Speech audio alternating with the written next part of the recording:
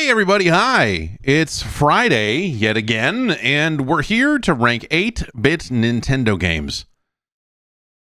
It's Famicom Friday. No? Yeah, no. We're ranking every Nintendo Entertainment System game released in North America during the system's original run, its normal lifespan, and all of that. We have 640 games on the list so far, but there are more to come, and we have a fresh batch today to throw onto the list here. At number 1 is Mega Man 2, which is a heck of a game. As we go through the middle of the list here, you got your David Crane's A Boy and His Blob, Trouble on Blobalonia. You got your Dragon Power, your Yo Noids. Currently at the bottom of the list is a little game called Harlem Globetrotters. A heck of a game. Just a heck of a game. If you want to see the list in its entirety, probably the best way is to go to 8bitnintendo.science. That's the number 8, not spelled out. And there is a fancy list with all of the games on it, as well as timestamps to where they are on the the YouTube videos and everything that makes up this wonderful series. If you want to influence the list, you absolutely can. Back the project, make it all, keep this shambling nightmare train rolling over at patreon.com/Jeff Gerstmann. If you join the advisory panel, you can tell me which games to which games to play next, and they will get added to the list. Of course, you also get an ad-free podcast, a bonus podcast every week, all sorts of extra stuff. So come on over there and take a look, if you will. And why don't we get right on to it? We're going to start with an unlicensed game. An unlicensed game here. This is I looked at this. I looked at a little video of this. Where am I? Where are we? What's going on? Why is this taking forever? Help me. Hello. There.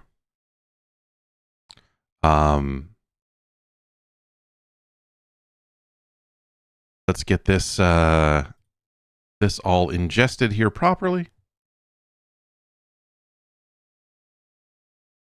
Changing scenes made everything blow up, like while it was getting the camera to this camera specifically to load. So yeah, I don't know, man. But we're here, and our first game is called Death Race. Oh, that car's got guns on it.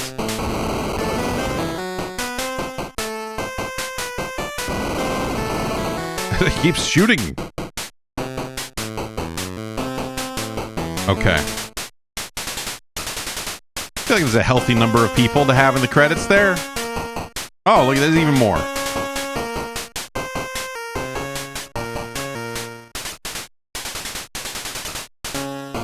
Death Race is the name of a very iconic 70s arcade game that is not easy to play these days. That stirred up some controversy back in the day. This is not. I don't think this is directly related to that, nor the film.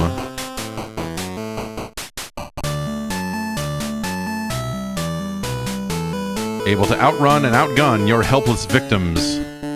The Kilroy earns its name with many bloodied front grills.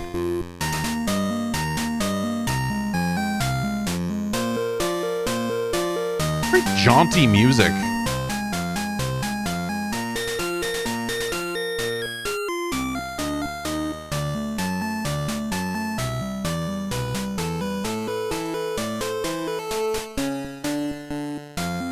So what if we modify... Okay, so what...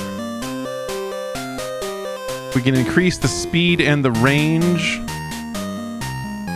acceleration and mag. This is like for a game that seems real dumb. Tire friction? This chassis is a 12 out of 10, son. Get the fuck back.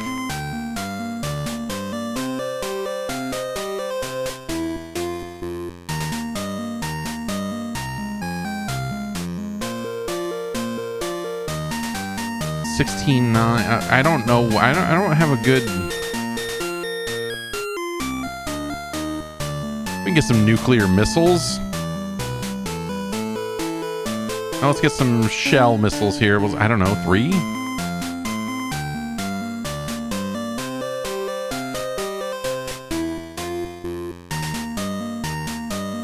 Some cutters, some bashers, some dicers.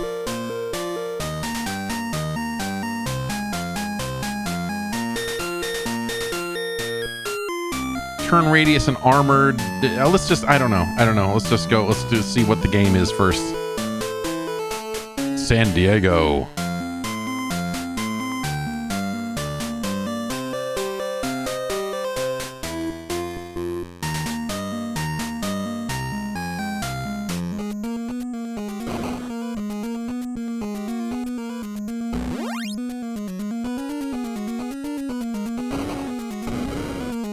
Guy fucking blew up, man.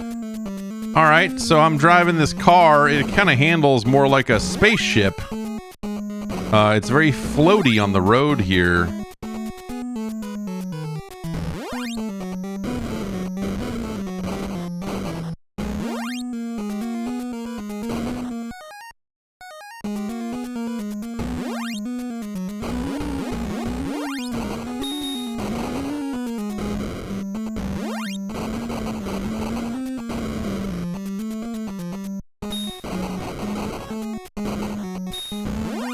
Car is glowing. Is that bad?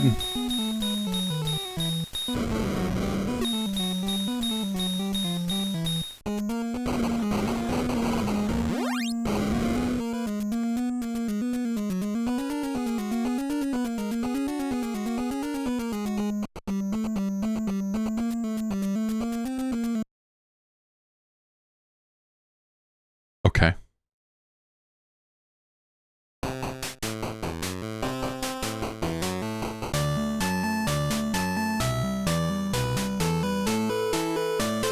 Okay.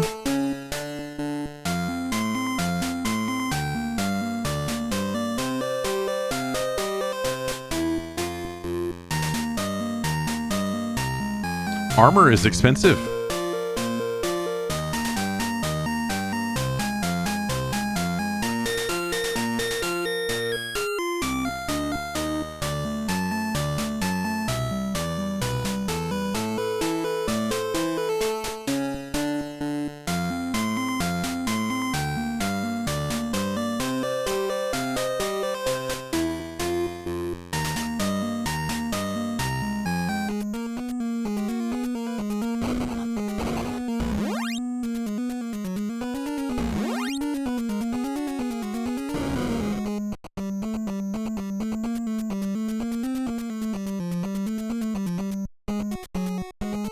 The handling is poor. Flag. Let me just... Ring. That's the sound of the death race.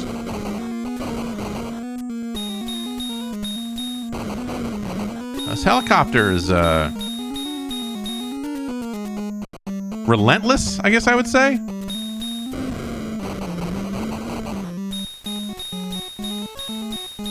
And I don't have like a turning radius that I can like very easily get around on them and kind of...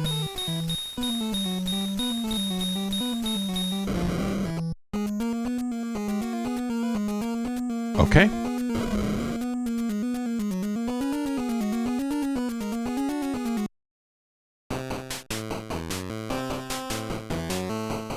Let's drop it down. And buy some missiles. Oh, we just have more money.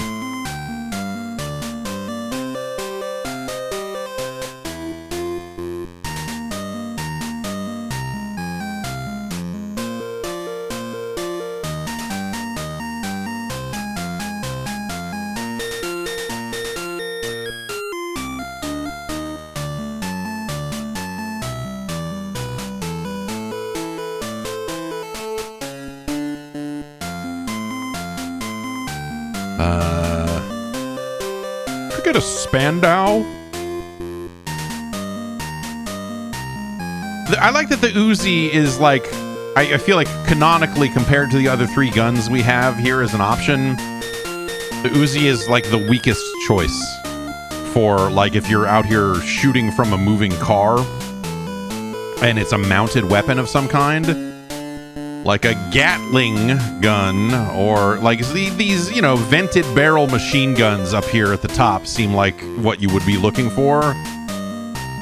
But like the most expensive is the Uzi because Uzis are cool guns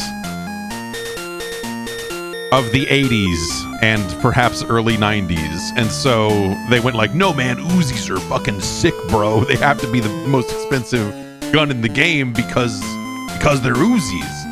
And this is not the only game in the world to overly romanticize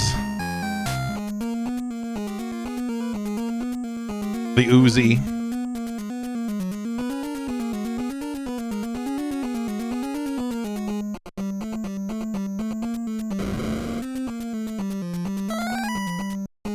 Well, you know, my car does handle a little bit better after spending all that money on it, but it doesn't handle good.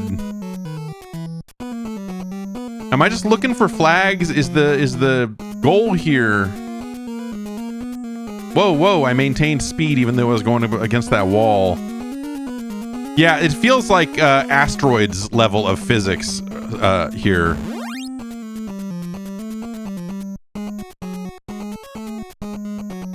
Wait, does the flag just open this and then I can leave?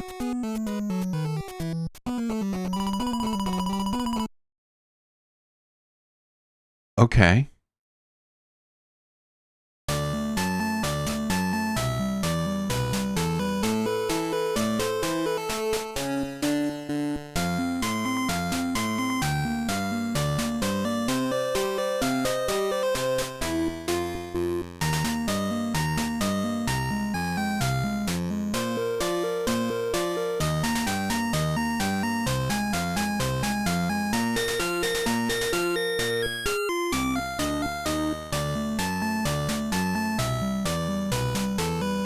Get some dicers.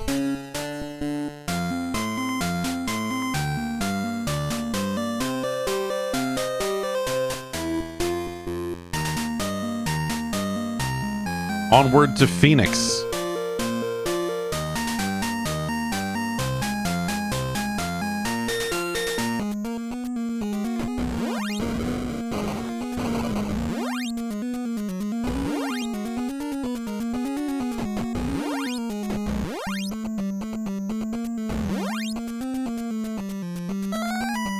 Okay, we got a flag, so does that mean now that there's some open door here? The way this game sucks makes me think that the door will always be at the top because of the way they've drawn things. Oh, I guess it could be in the... Oh.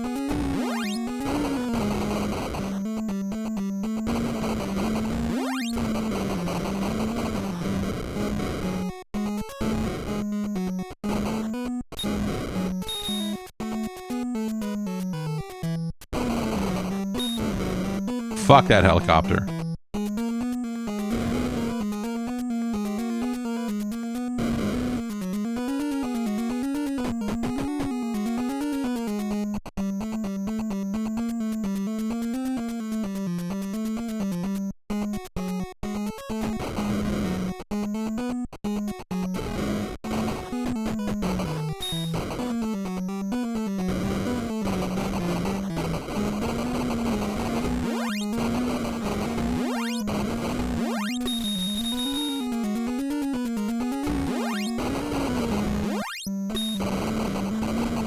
This is, yeah, I mean, you know, like the original Death Race was kind of... I can't go in reverse. So there's no reverse in this game, apparently. Which I didn't realize when I was getting stuck before. Okay, we're almost out of time.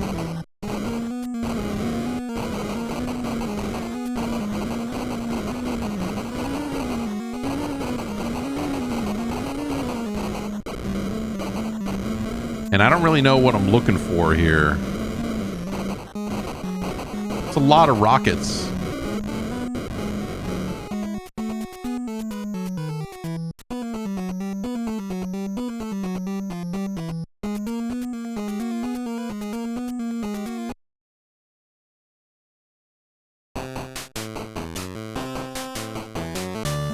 All right.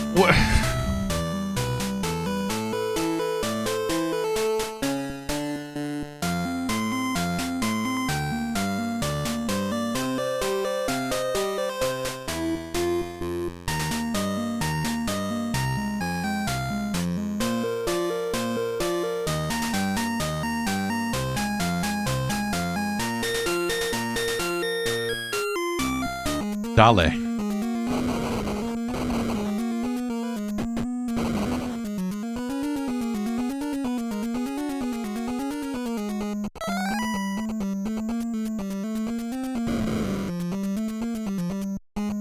I'm stuck.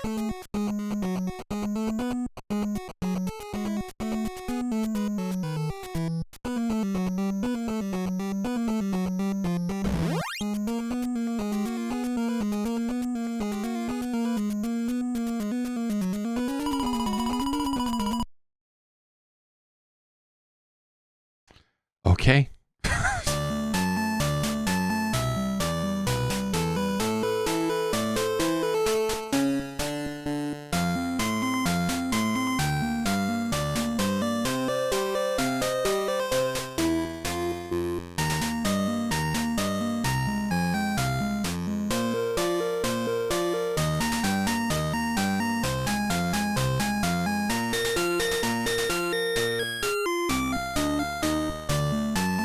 This is yeah, this is like a this is real bad Carmageddon in some ways here.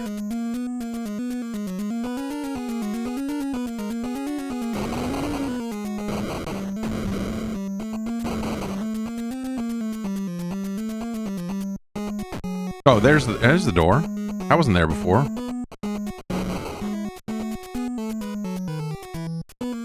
Oh, the car goes too fast. Like this whole thing controls really poorly.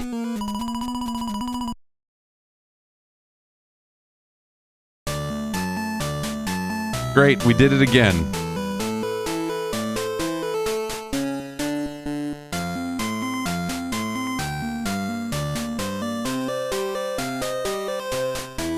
Oh, I see. It's repair by part. Okay, so repair the Panther chassis.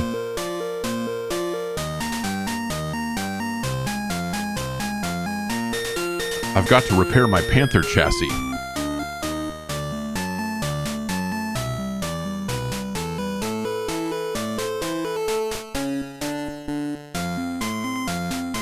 Okay, that cannot be leveled up any higher. We got 15 turn radius now. We'll be unstoppable here in Denver.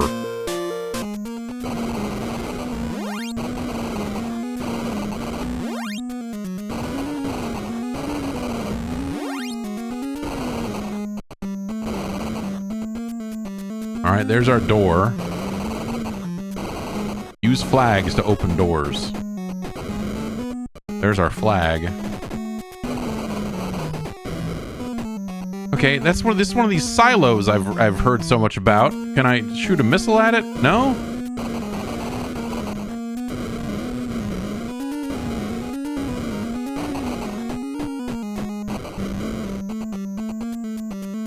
I feel like I bought a lot of armor to blow up as quickly as I just did. Getting caught in a turning radius nightmare. This game is the Kirby Air Riders of its day.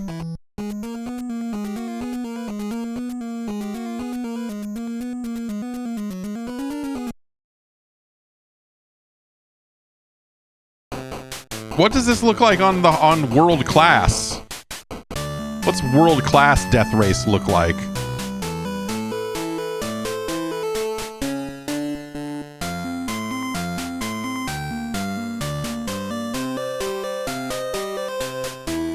Other than, you know, not really having enough money for anything.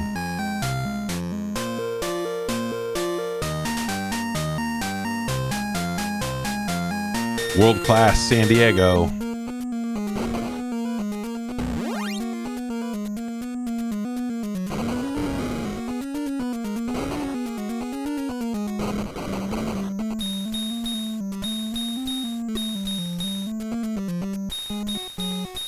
Dude, like you can't do this. Like, cause I can't go in reverse, so I can't like back up to get behind. Like these missiles don't fucking hit the helicopter unless I'm facing the helicopter, and so like you can't. Like the helicopter is good at staying behind you, and so you need to be able to turn around to shoot those fucking missiles, but you can't. Especially here, you know, you don't have enough money in this first race for turning radius to make that a reality. And so, like,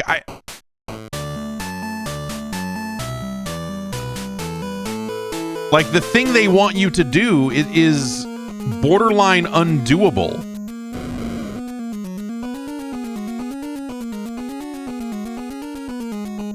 And the penalty for daring to think that maybe you could be able to drive through those bushes because you can drive over all these rocks without issue. So why would that be a thing?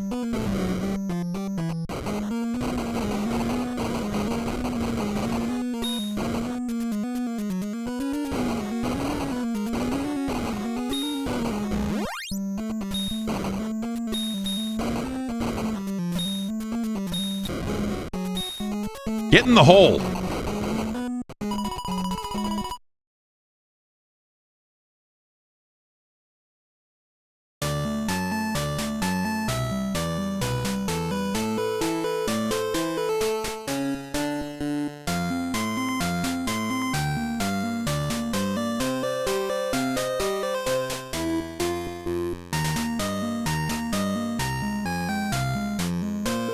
All right, we can afford the good motor. It's the chassis that are the most expensive. And get the good tires.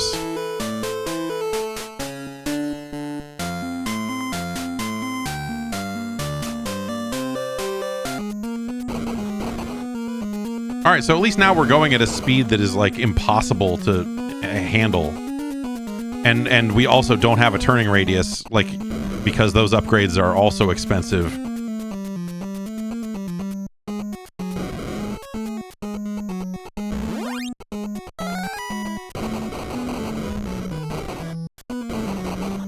It truly is a race.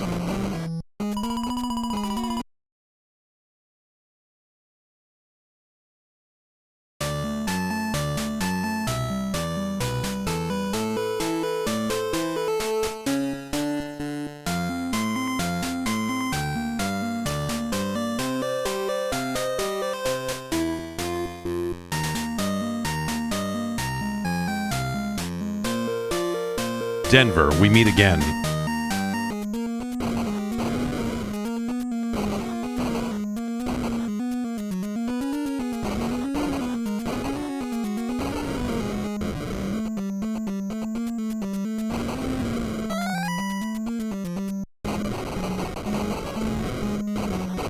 Oh no! Denver! Multiple flags?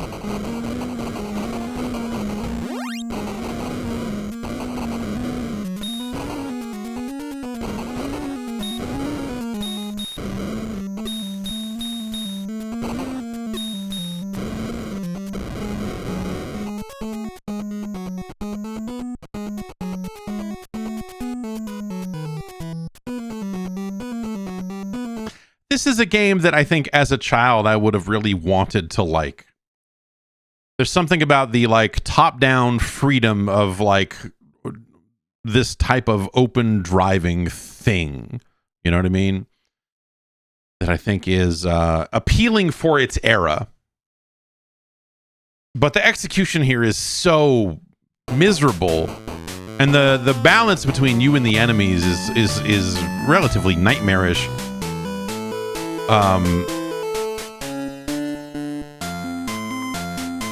It's a bad time. This game's a bad time.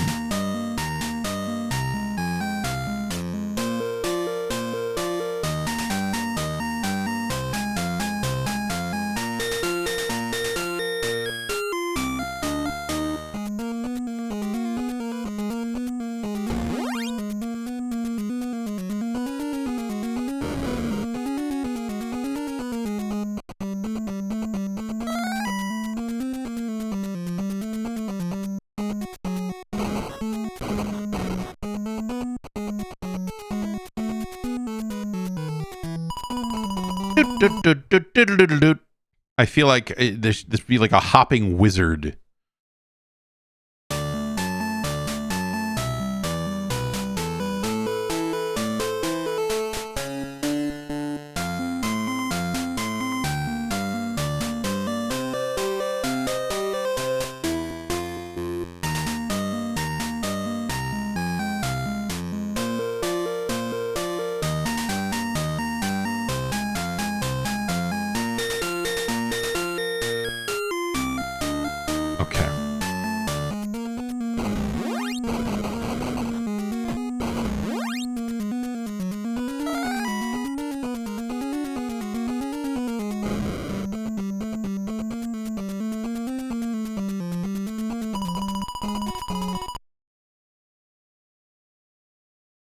And it moves fast, and like for a multi-directional scrolling game that is unlicensed, I will say it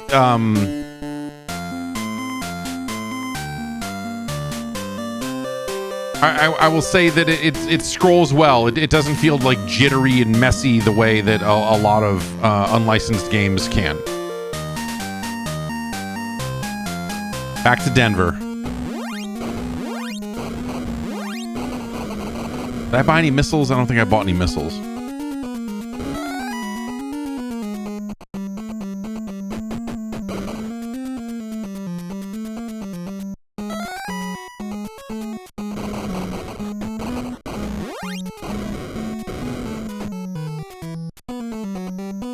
We've conquered Denver.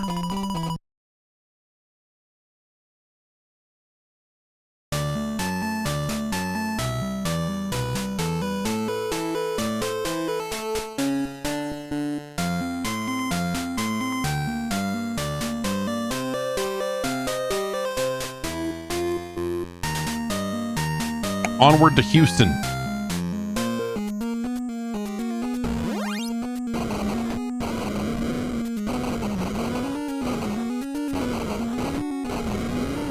Is this the,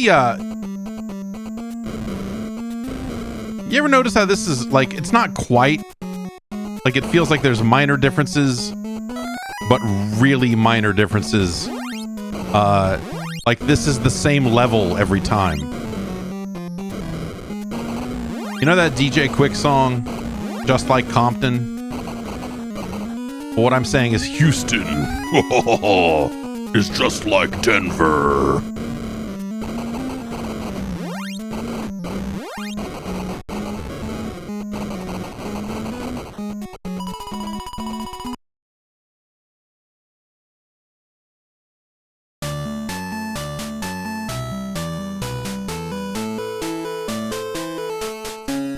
Okay, I guess we can maybe modify the gun range a little bit and gun speed, because, you know, why not? Max speed, and okay, I think we're topped out on engine upgrades. We don't have enough money for those. We can upgrade our tire friction. New Orleans. Oh, look at this wall. Just when you thought you had it all figured out, New Orleans is here.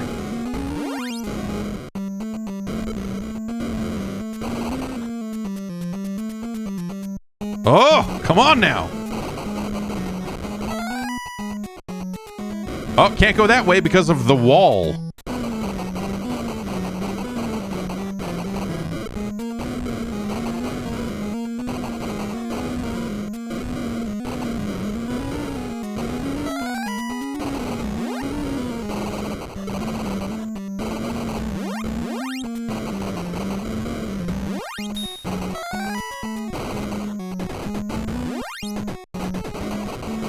Oh. The movement feels so bad. Like it's very loose. In a game where you could see a little bit more around you, or a game where there were just fewer obstacles in your way, like the speed and general peppiness of the movement might actually be a good thing, but here it is in these confines that make it a real pain in the ass. It's not good.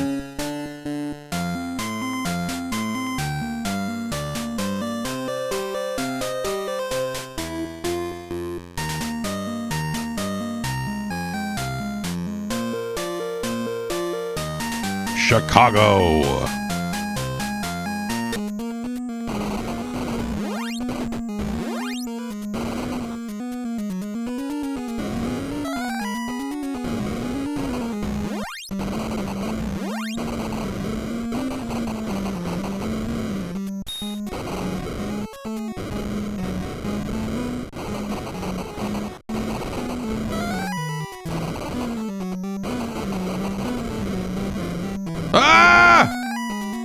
You think that's enough flags? Oh, we're never gonna find out because we got stuck in that bush.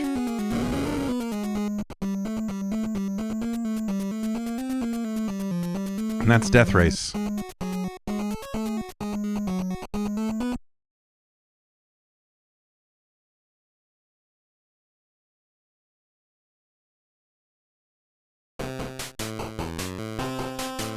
Truly an American game cartridge.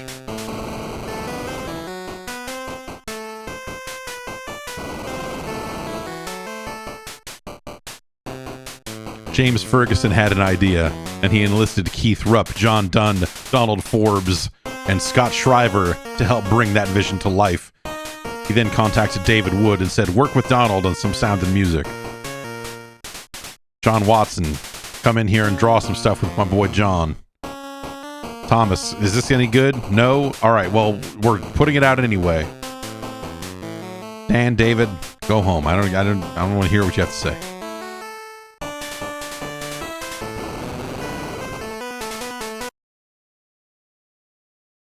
That's Death Race.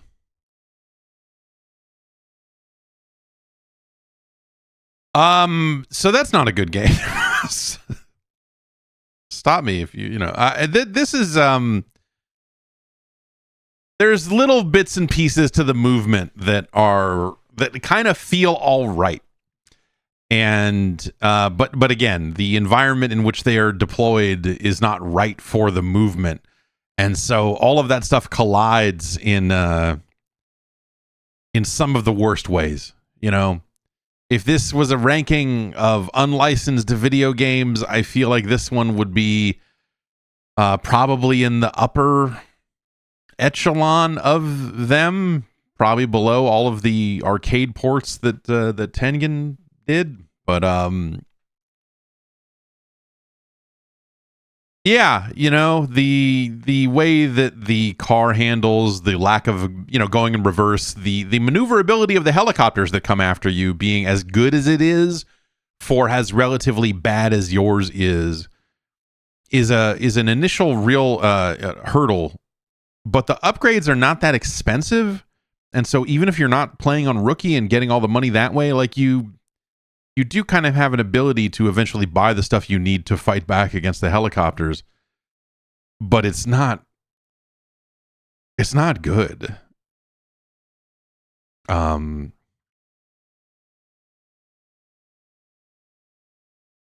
It's not good. It feels real bad. It could have been done a lot worse, you know, like the nicest thing you could say about it is that it moves smoothly, it scrolls well, and on that front it feels like sound from like a programming perspective. It's just that a lot of it is you know, not a good game. It's not a good game. Like, it's no Mag Max. You know, it's no Ikari Warriors 2 Victory Road. Tetris 2 is a better game. You'd be better off with a copy of Menace Beach.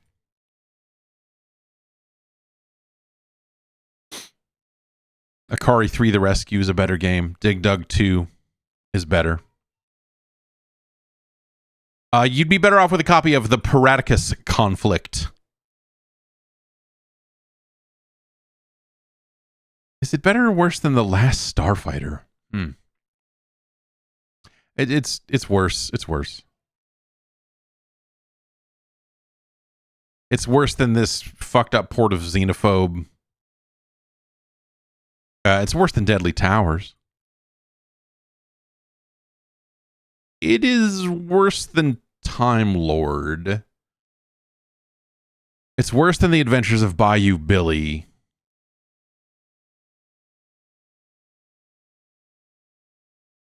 It's worse than Terminator 2.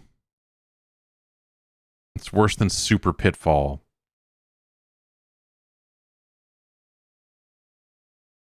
Master Chu and the Drunkard Hugh, who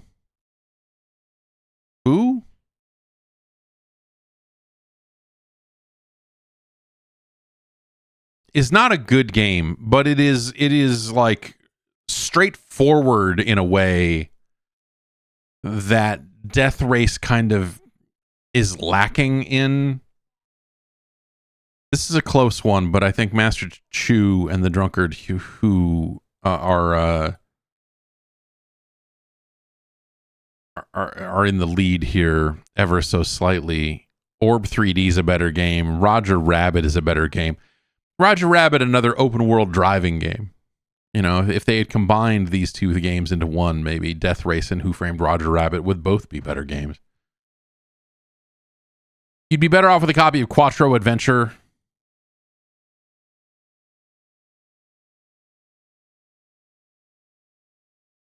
Chiller is a better game. Gotcha the Sport is better. To the Earth is as terrible as it is. That's a better game. Daydream and Davy is a superior product. Tag and Dragon, again, like, you know, ambition and scope wise, Tag and Dragon is a lot more simplistic than Death Race.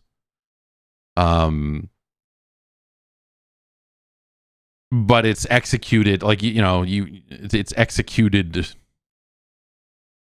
more effectively.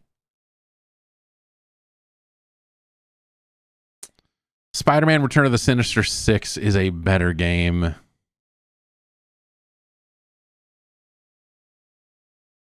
Athena is a better game. You'd be better off with a copy of Athena. King Neptune's Adventure is a better game. Hills Far is a better game. Fox's Peter Pan and the Pirates, The Revenge of Captain Hook is a better game. Conan is a better game. Robo Demons is a better game. Thundercade is a better game. Wayne's World is a better game.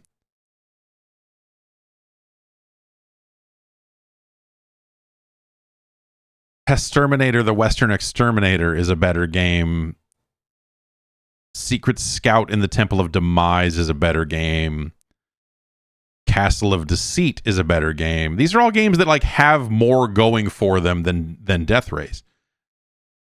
Like, as we kind of walk through it, it's like, you know, like Death Race is like, oh, there's kind of like one thing here that's like, oh, there's kind of something going on here.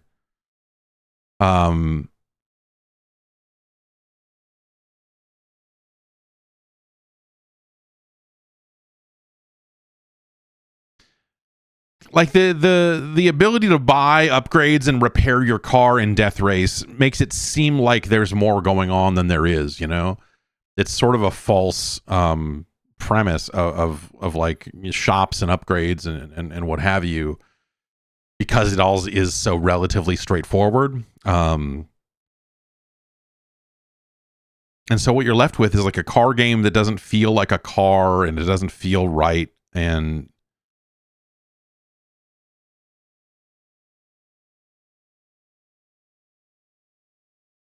like it's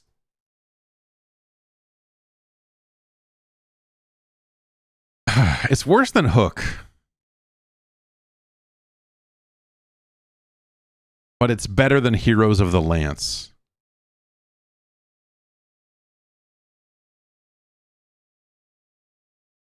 It's no Ren and Stimpy Show Buckaroos, but it's better than Challenge of the Dragon. It's our new number 633.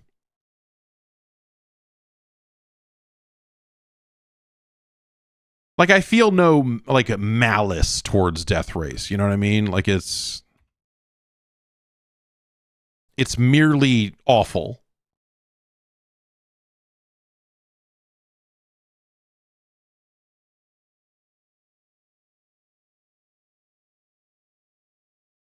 And just because a game has some qualities to it that you say like, oh, you know, there's like,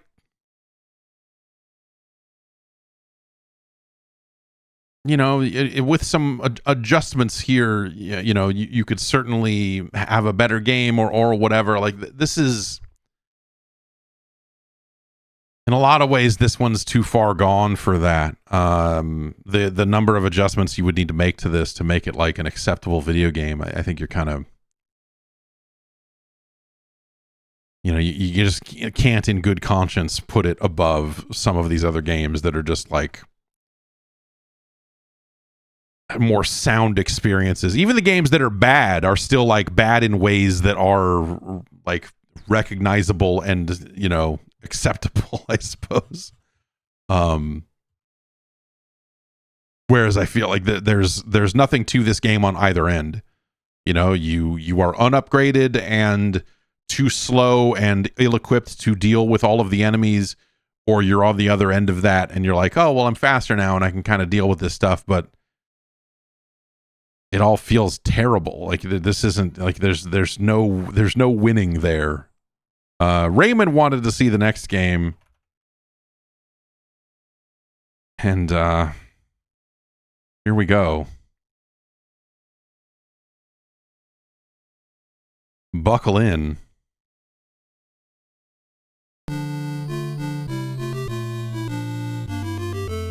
And welcome to the world of Wizardry.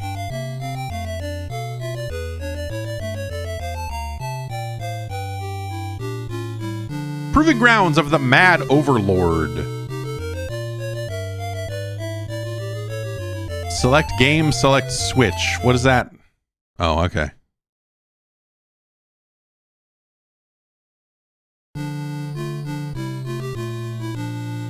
Yeah, from your friends at Surtech Software originally. This franchise would go on to be very well regarded in Japan, which I always found very strange. Okay, Gilgamesh's Tavern, Adventurers Inn, Boltax Trading Post, the Temple of Kant, and the Edge of Town.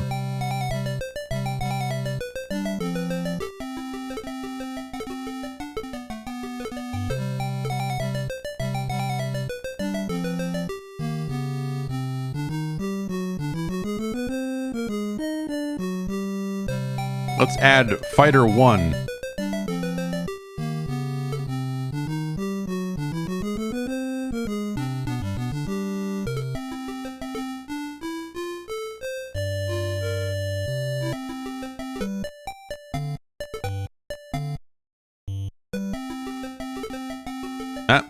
You can't. You want to go to the Temple of Kant?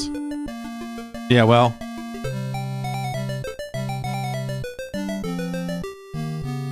I mean, I should take a full party, right?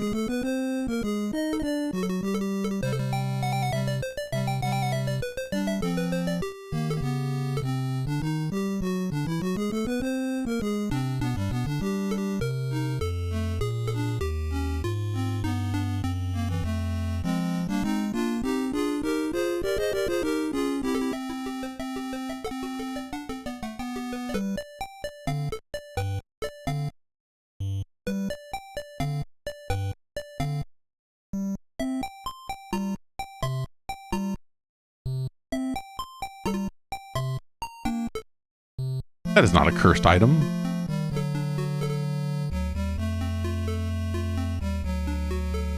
Okay.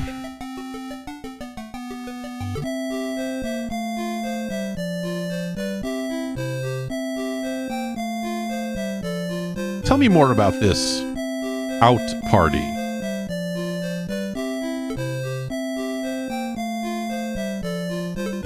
Oh. So here I can create a character?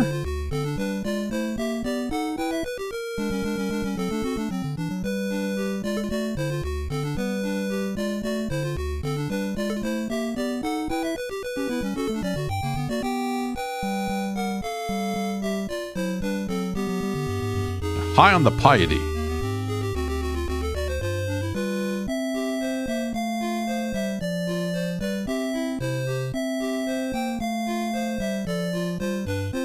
A button finished. I am mashing the A button to the best of my ability, and it is not letting me go on.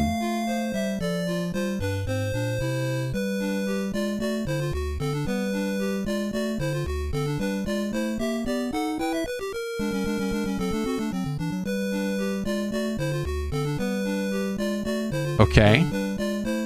Start and select, also nothing. Okay, we're gonna restart the game.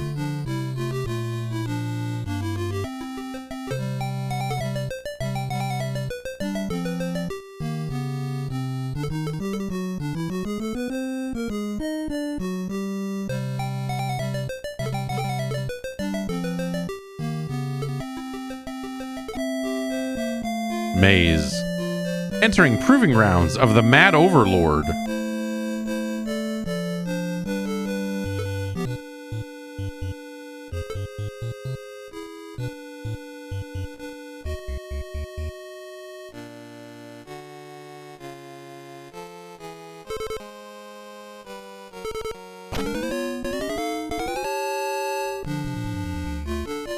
Four small humanoids. Fight. Fight. Fight. Fight. Oh, parry. Okay. I guess you guys just parry, huh?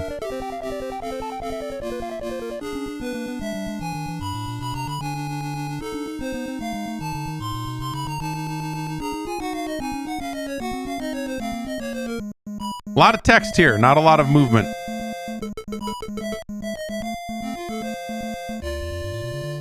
Oh, Fighter 2 is dead. Fighter 1 is dead.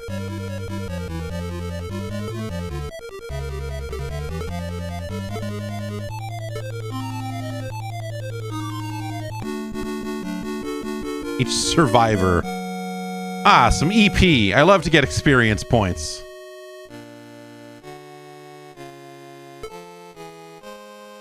Oh, this is one of these games, huh?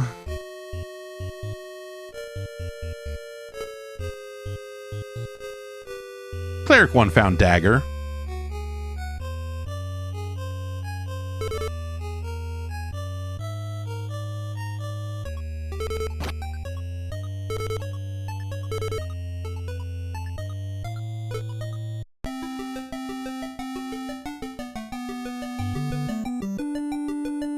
You got any more adventurers? Oh, these guys are just dead here at the tavern, huh?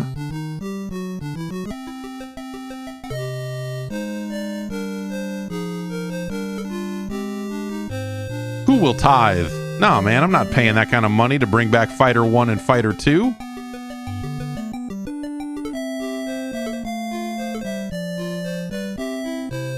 This is our new Fighter 1.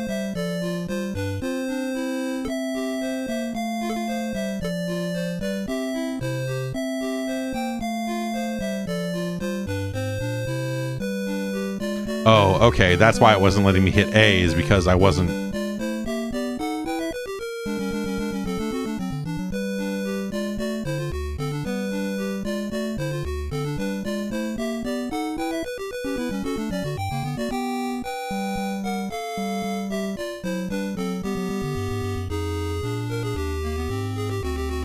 I wasn't meeting the requirement. I see. Okay.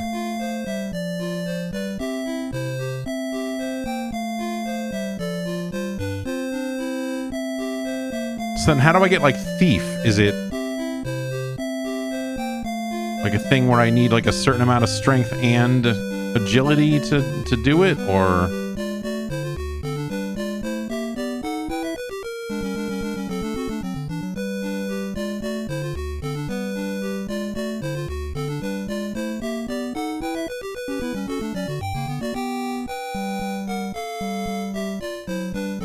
It's not just agility. It's not just all luck.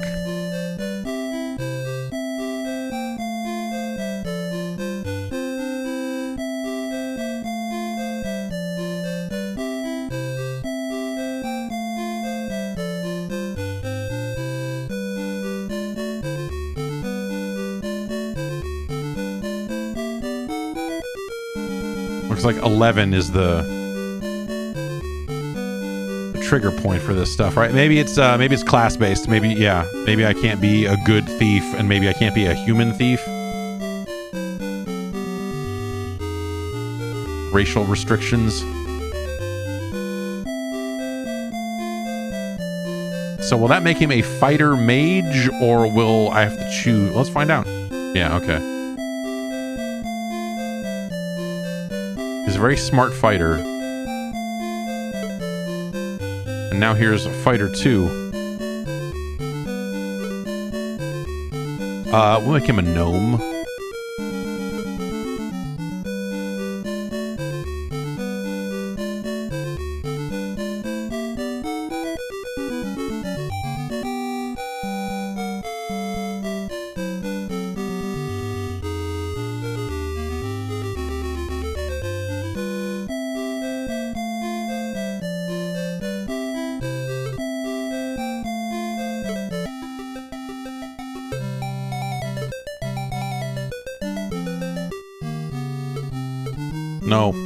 No putting dead people in the party. It's a weird party.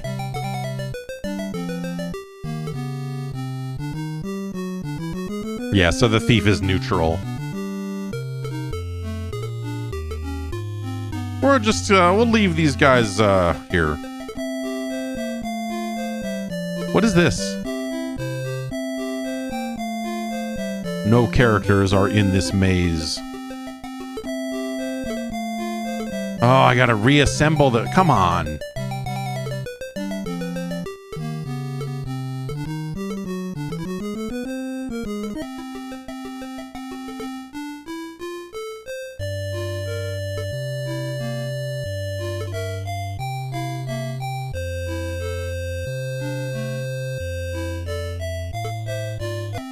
There's a certain... This is something that is not like just a Wizardry thing, but there's a lot of games of this era, and a lot of games, I think, after this era did this thing of like pooling gold, divvying up gold amongst the different characters, and the character-specific inventories that, like, on paper is really neat, and on paper is actually a lot easier to manage.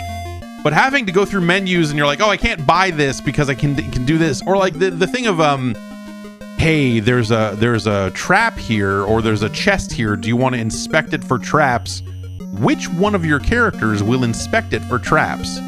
And having to go through that whole process of picking a character and picking this, and like the number of extra steps that adds to menus in games of this era is like too much, man.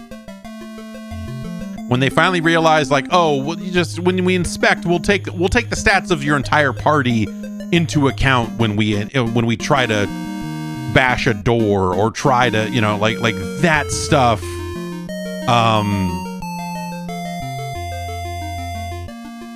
It's just was good at speeding a lot of this up, you know.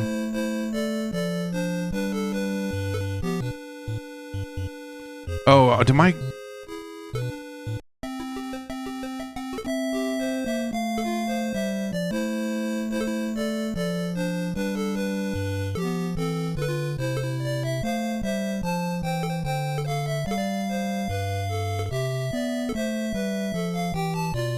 My fighters don't have anything, do they?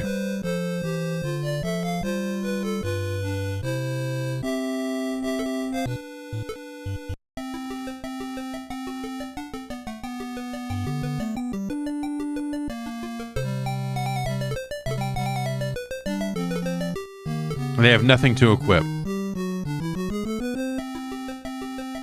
Okay.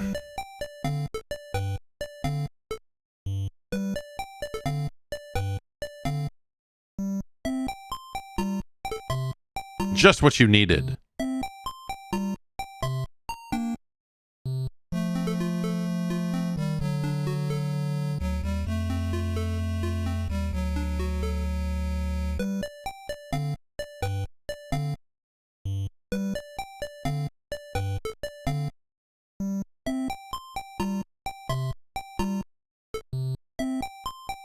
Wait, was that fighter 2 I just brought in there? Man. Ugh.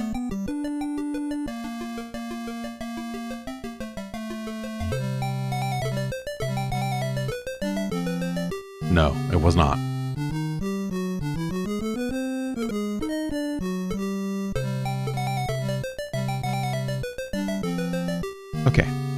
Now we need to spend Fighter 2 into the trading post. See, this is what I'm talking about. Like, which character is going to enter? And then we need to pool the gold so that everyone, you know, contributes all of their inventory here. It's like, well, just do that. Just do that automatically. Like, we don't... The idea of divvying up the gold amongst the different adventurers because the party's breaking up, like all that, like, no one needs this. No one needs this.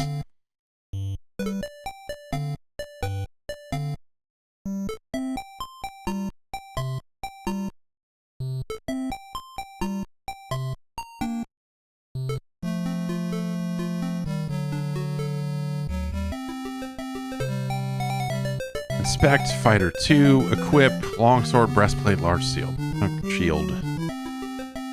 Okay. Maze. Leave.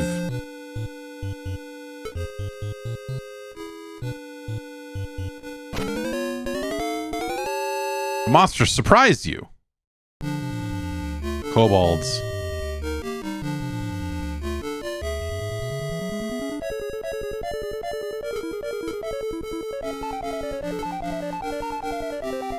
Yeah, let me cast Dios. Oh, okay, maybe that's a healing spell, huh? Okay, you fight. What do you got? Catino.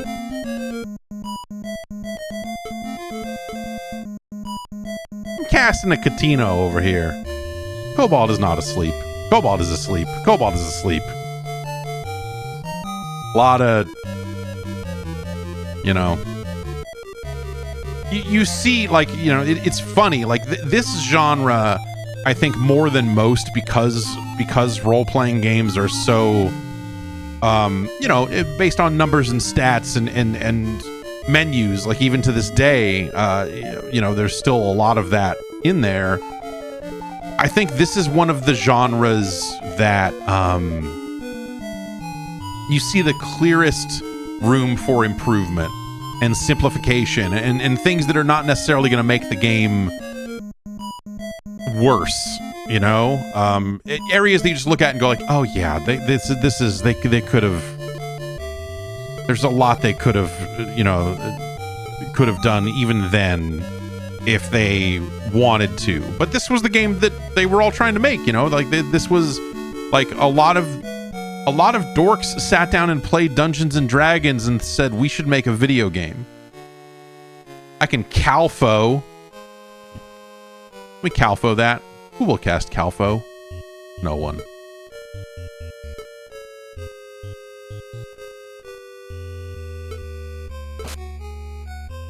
Oops, crossbow bolt. Oh, I thought that meant there was a crossbow bolt inside the chest and that he had inspected it, but okay.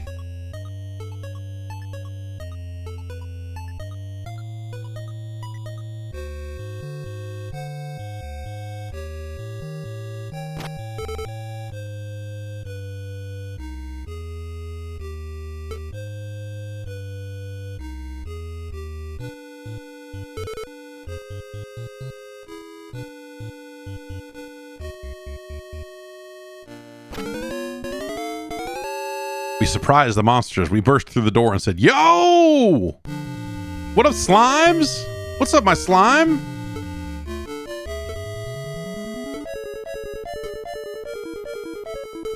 What, I can't cast spells at slimes?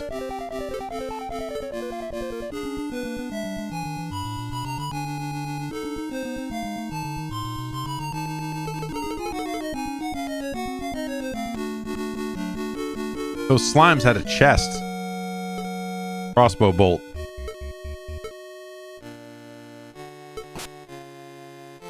Oops. Crossbow bolt. Thief 1 is slain.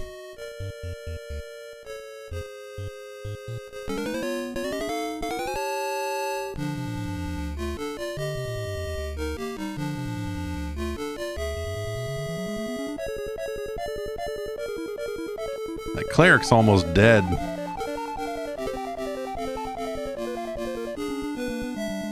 Okay, apparently I cannot cast Dios.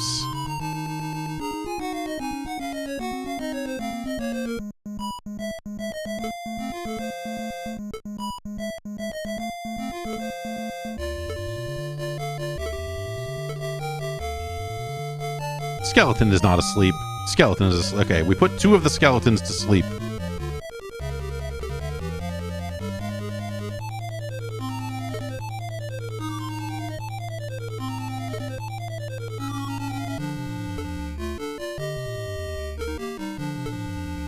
We have no more Catinos left to cast. I gotta get out of here.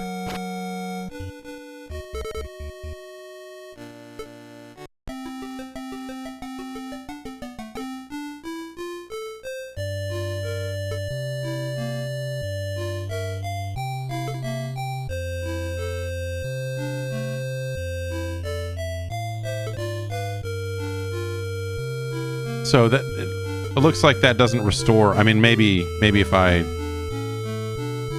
put him on an actual bed. Yeah, there we go. We spent all our money restoring 1 character. Fuck.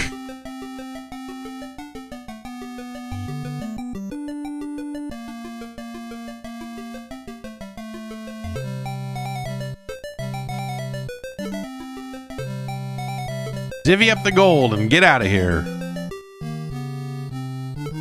Yeah, this is, you know... This is also kind of came out weirdly late.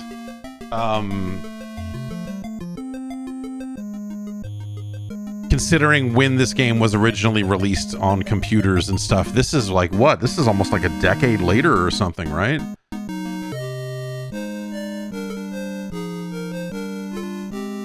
Cheap apostates out! I like that, like, that you can't pool gold here. So even like that stuff is really inconsistent.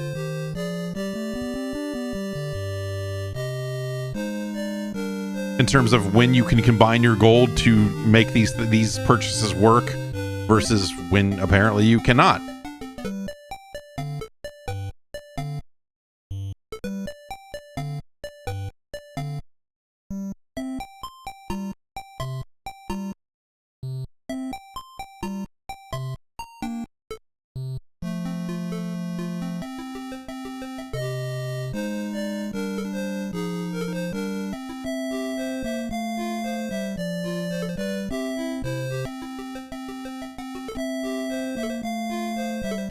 Oh, my party disbanded.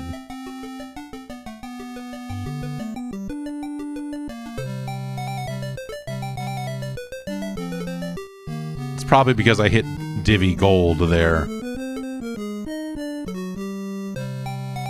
This is, you know, a personal preference thing also, but like the idea of like having to train, like recreate new characters and create characters over and over and over again, and the way a lot of that works, I find just too cumbersome.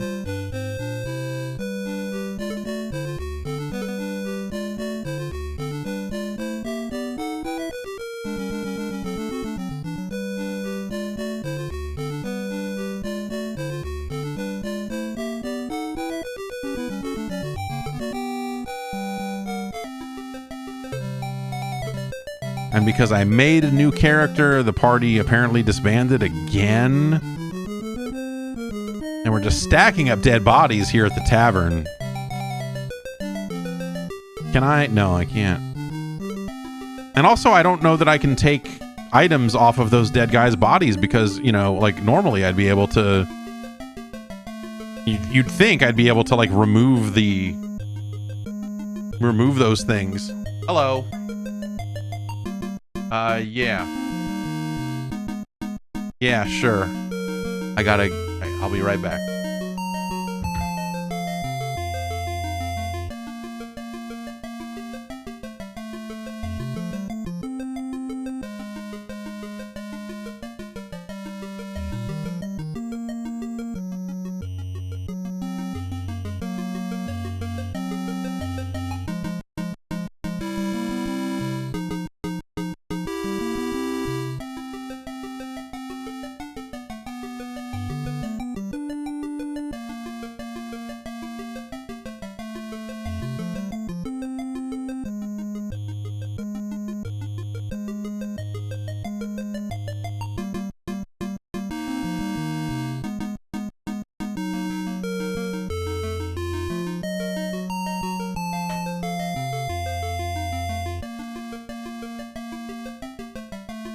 In a lot of ways, Wizardry is a, you know, it's a product of its time, right? I mean, and of its time, I mean, like this decade. Like having all of these systems and things like a full decade later, 9 years, but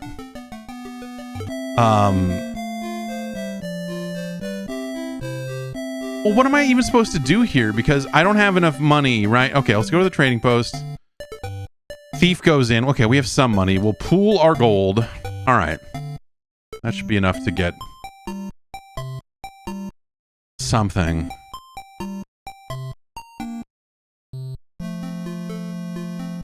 Now, does the pound sign next to it mean he can't use it or he can? I assume a thief can't use a mace or a flail. But leather armor he'd obviously be able to use, so... let's get him a short sword.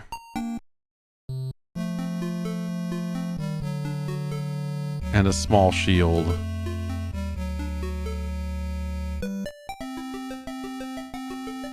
Now we go back to the tavern. We inspect our thief. We equip. Boom, boom, boom. Our fighter 1 still only has 3 hit points. So let's go to the inn. We'll put him in there. We have no money. This is another case. Okay, pool gold.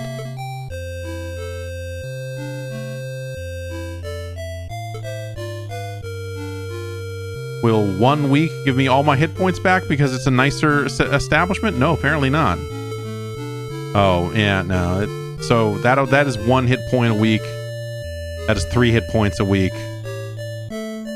But that's not effective. That this is 5 times as expensive. So this is like... And the stables are just if you want to know how many more points you need to level up. So the math on this means the cot is the most effective, unless time is a factor in this game and they just don't let you know. Cleric 1 needs a place to stay here. No. Pool gold. Alright. Alright, I guess now we go back into this maze and go get in like 2 fights and go, well, I don't know.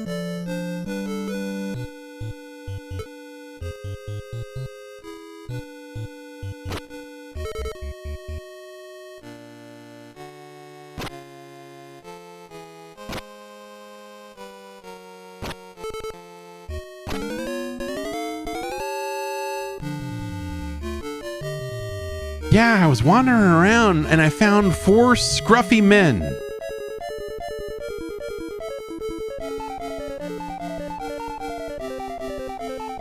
And I sucked them all off and it wasn't a problem. What?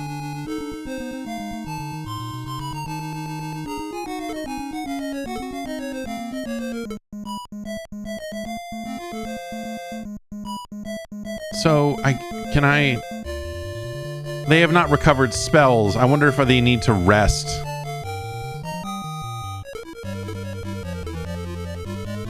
To be able to cast spells again. 4 rogues? Wait a minute, what? Were they not scruffy men at all? Did they like pull the scruff off and be like, haha, we're rogues? What just happened? Did I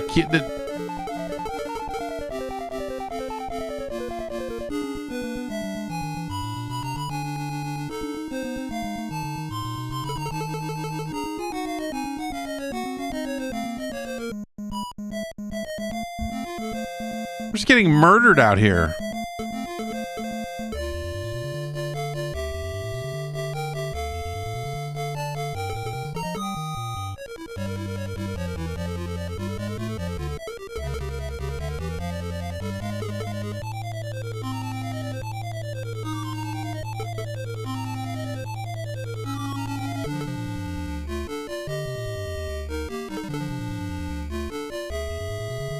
Mage 2 is killed.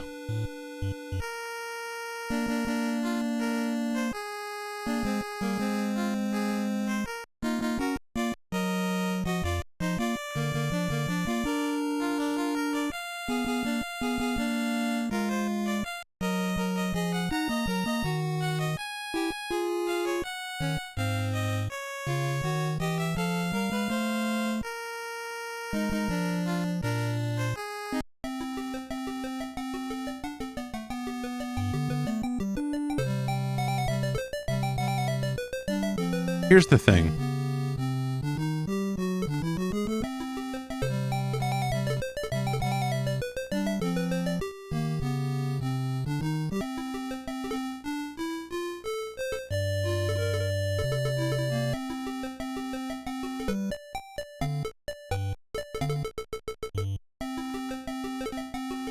Yeah, so I can't go sell the gear that they theoretically have on them. And like the other characters are just gone now. They're not even like dead. I guess the bodies didn't come back. So is that... No.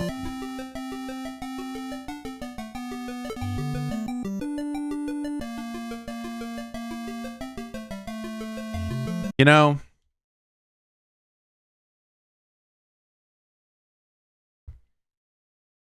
if you're into this very specific thing, this is probably a pretty cool version of this game, considering the machines that Wizardry was available on prior to this, you know, in terms of just the speed of the menus. The problem is that like there are a lot of menus. There are a few too many menus. I think that, you know, by 1990,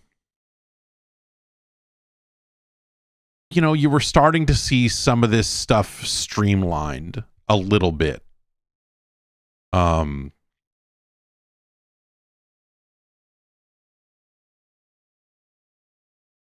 not all that much, you know. Like it was a long road for role-playing games, especially on consoles, to start to find ways to... I say cut corners, but ultimately it's just like, what are the ways in which we can simplify this experience in order to just have a slightly wider appeal, or just get you into the good parts of the game more quickly? You know what I mean? Like, this game is just heavy up front. Party management and just a lot of that stuff. Like, Ultima for the NES is fairly similar, you know, which makes sense considering they both have like a lineage on computers prior to this. It's just neat to see, you know, those ideas filtered through a console like lens, and how many changes were or weren't made depending on how heavy of a hand they took. I feel like with Ultima, you know, Pony Canyon, it was Pony Canyon, right? FCI Pub. Anyway, like they did some stuff. This game still feels like a text adventure, you know, first person maze, get your graph paper out and hope for the best, right? Meanwhile, you know, this is, again, you know, 1990, you talk about first person mazes, we've got much more real time you know, situations out there with something like a Golgo 13. Not going to say that the maze action in Golgo 13 is better or worse, but, you know, at least it, I don't know, moved or something. At least you could throw grenades at walls, right? The stuff that mattered. This is an interesting game that I think ends up being like a little out of place. But also, like, it's kind of the crossroads that this game exists at. Is like it's actually like a pretty good version of the thing that they had always been trying to make on computers up to this point. Of course, there had been a zillion Wizardry sequels out by the time this game hits the NES, and so that's a little weird too, because the comparisons at the time, I'm sure, were very strange. But like,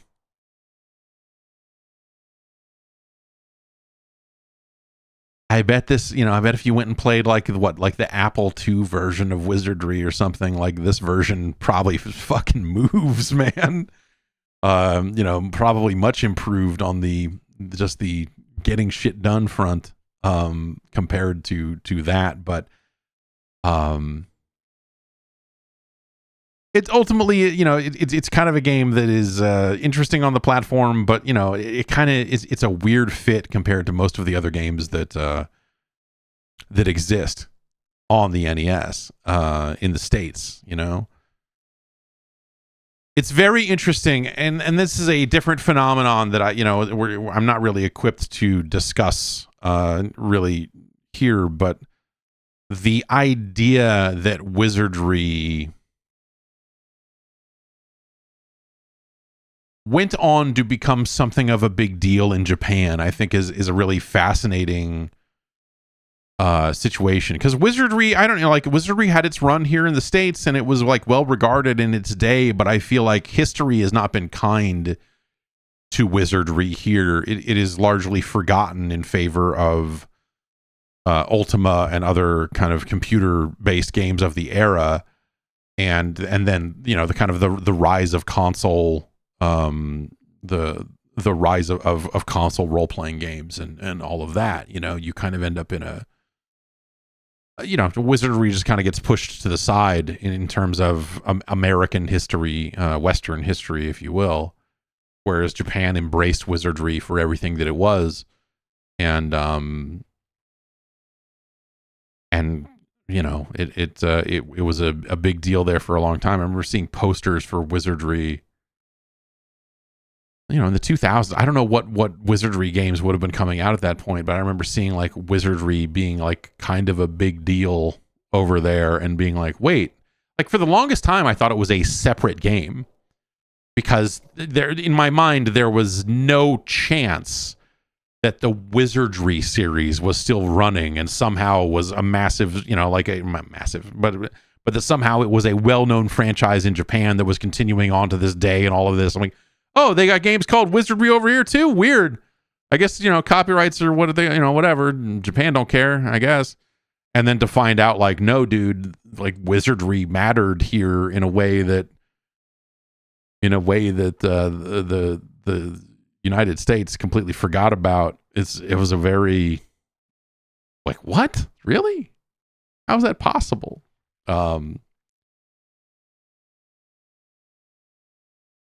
Where do you rank it? That's a tough one, man. It's I don't think this is like very good when we talk about the platform, when we talk about story and stuff. Like, this game is not like a super long game, but it is a lot of you grinding through that maze. It's a lot of you going and finding Wedna. What's the wizard's name at the end of Wizardry 1?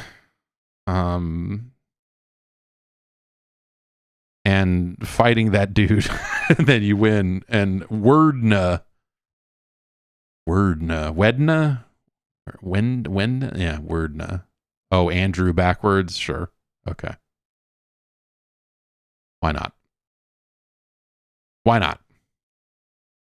And so, like, I think like, I appreciate this game and what they were bringing, but ultimately it is a weird fit, which is similar, like, I don't know that they're necessarily similar in quality. I mean, we'll see kind of where it ends up, but like, I think that's sort of kind of the same case for or against Maniac Mansion on the NES, right? That was a case where, like, there were better versions of that game with better controls and all of that. So maybe it's not that close to a Maniac Mansion, because that's the case where, like, just the clearly better version of that game is on another platform. The NES version is like relatively well realized for what it is, but some of those changes, as well as the kind of comparisons that you get when you start comparing it to other console games of that era, as opposed to some of the computer games of the time, it's a somewhat less favorable comparison for something like Maniac Mansion. Here, you get a case where, like, this is in some ways probably a really good version of this game for its era, or I mean, years after, but in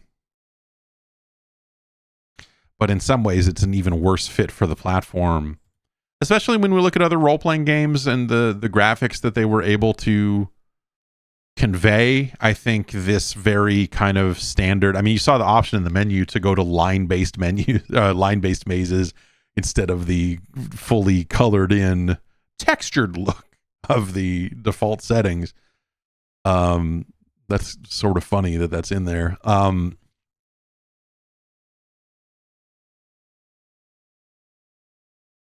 like it's, you know, we have King's Quest 5 here, which I think is, you know, again, these kind of weird comparison points. What King's Quest is, I mean, like the NES version of King's Quest, I mean, I'm sure it loaded a lot faster, right?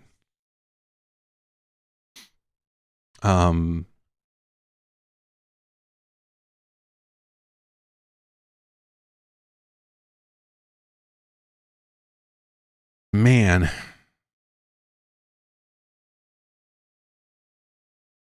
it's very straightforward. Wizardry is very straightforward, at least, you know, like it's you go to the maze, you know, your tavern is built right on top of the maze. It's a staircase up and you're back in town. Game design needs nothing more than a town with a fucking weird maze beneath it. Every video game could just be that.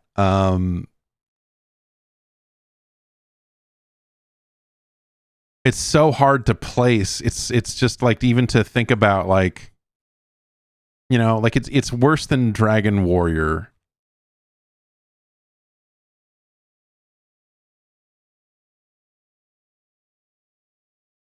You know, like it's no Prince of Persia.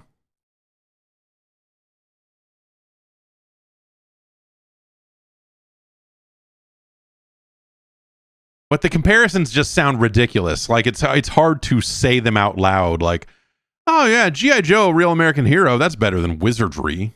You know, because Wizardry is doing something so dramatically different and effective. Like they, you know, in some ways that game is hamstrung by the game they're trying to duplicate. But just because they do a good job of duplicating it doesn't magically make that game a standout hit on the platform.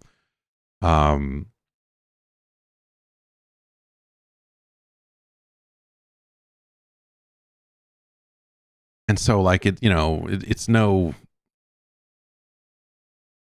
you know, it's like it's no Contra Force. Street Fighter 2010, The Final Fight is a better game. Victory Road is a better game.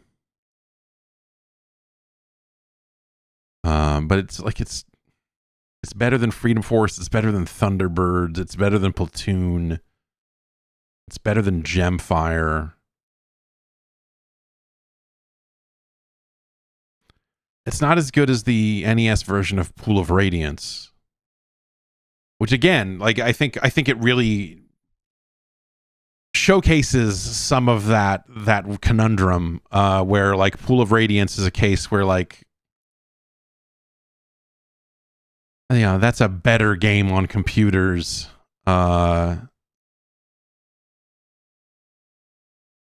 But in some ways there's just, you know, there's just more going on in this game in terms, you know, in that game in terms of storytelling and everything else, right? And so Wizardry comes in beneath Pool of Radiance.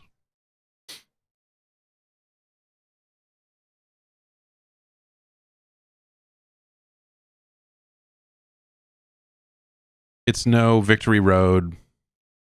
Crystal Mines is a better game.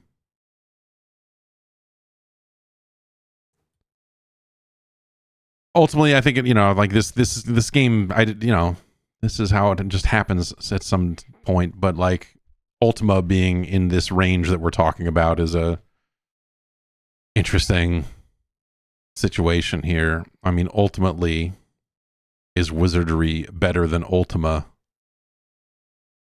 Which is just a great question. I mean, you could have I'm sure people have spent years debating that very subject. I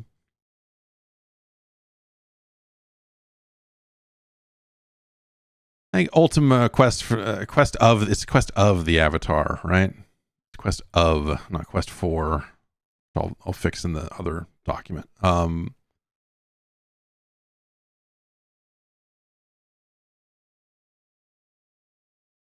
That's a better game. Ultima is a better game than Wizardry. Ultima 4 is better than Wizardry 1. But Wizardry is still better than Platoon. Is it better or worse than Gemfire? Man. It's better than Gemfire. It's our new number 426. Weird how that works out sometimes. Although I suppose that's just how the science works.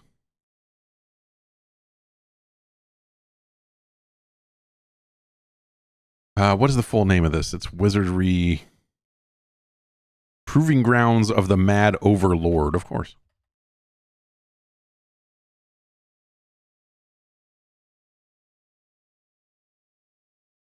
Respectable, like, you know, in terms of what they were working with, I think they did a really neat job there of bringing the game over, consoleizing it. Well, I you know, ever so slightly. Like, it really, like, one of the lighter touches for sure.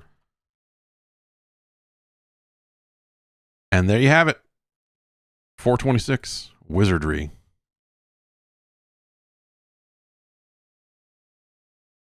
Next up, I gotta change. This is something that I feel like should be solved, and it isn't quite solved in a way that, you know, emulating the NES,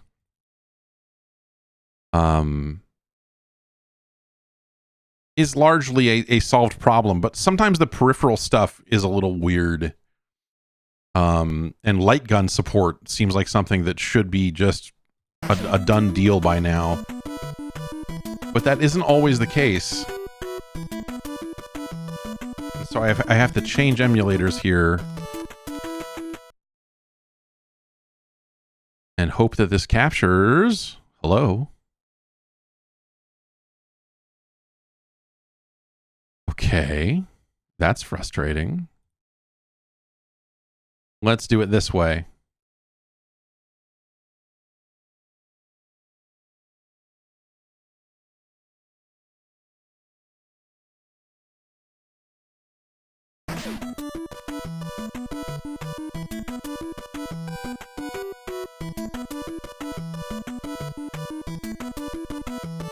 Mechanized Attack, a light gun game from SNK.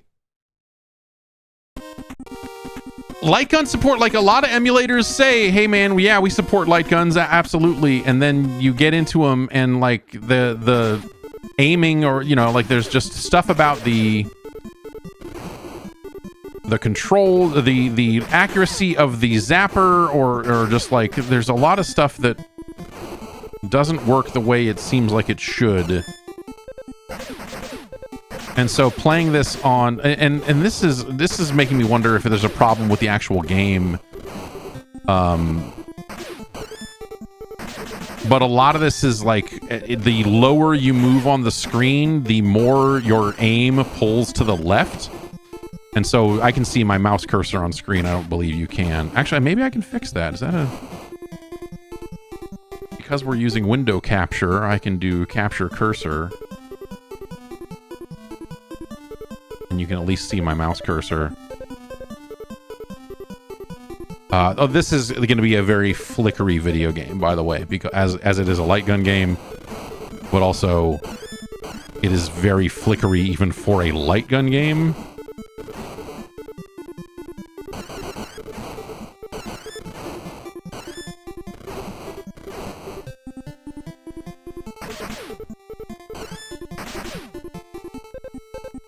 We've got to take on all comers here. We've got these weird incoming missiles and dudes with guns, and then also the deck guns on a fucking boat, on a battle cruiser.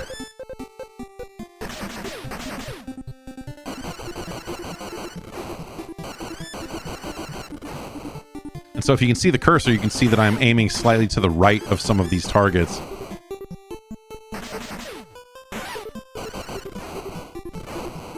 Which is manageable here. The zapper was never a massively precise instrument to begin with, and so...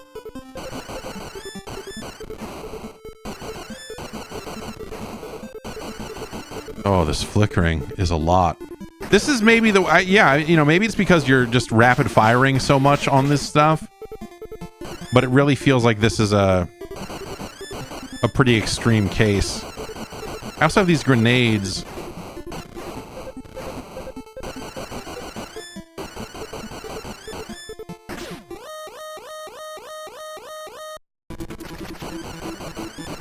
Also, notice every time I pull the trigger, it's like that helicopter moves down. Like it rewinds a little bit as I shoot, which is really crazy.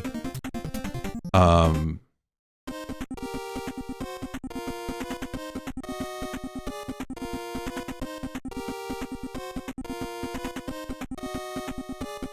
all right, we are advancing to the next stage. And so, you know, like, look, Operation Wolf casts a long shadow, right? And so this idea of the, like, light gun game, or, you know, what, that guy was a robot. This is a mechanized attack. What the heck is going on?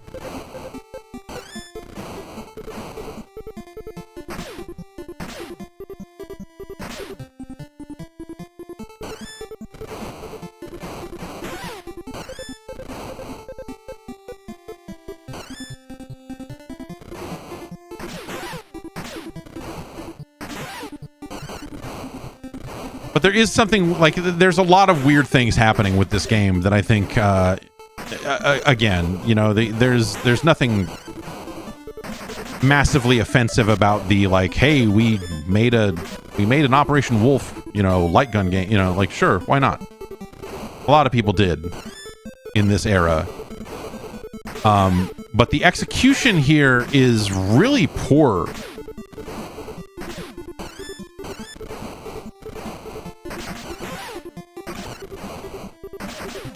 Because of the way this flickers a lot more than the average NES light gun game does, which I don't understand the particulars of why that's the case. But you see the rectangles on these guys, like, you know, you see the hitboxes on the when it does flash, when it does flicker. Like, it's a really weird. The hitboxes they're drawing in this game are really strange, and that combined with the kind of weird aiming that I suspect is, you know, part of the actual game, a problem with the actual game that you might not notice if you were just using a zapper, because the zapper was never meant to be this precision instrument anyway. Oh, no boss here. Oh, do I get to choose stage? I'm choosing the waterfall, I guess. I don't know. The way that the action slightly rewinds when you pull the trigger, I think is really, you know, the way the moving animations kind of rewind a little bit. And you can see it on the enemies that I'm not currently targeting, because a lot of these are just one-shot kills, so it's harder to see it on the guy that I'm actively shooting. But you can see some of these guys just, like, slightly roll back as I pull the trigger, and it's fucked. But look at the hitboxes here, and look at how wide they are, and how, like, not tall. Like, the rectangles that are popping up when I pull the trigger, like, how they're handling enemy size, like, it feels wrong. And that comes through in the aiming. Again, that's something that when you're using a real zapper, you know, you know, you're a kid holding a light gun at a TV, and, you know, it's not a precision instrument, and so you don't always notice. Hey, this is really fucked up. But hey, this is really fucked up.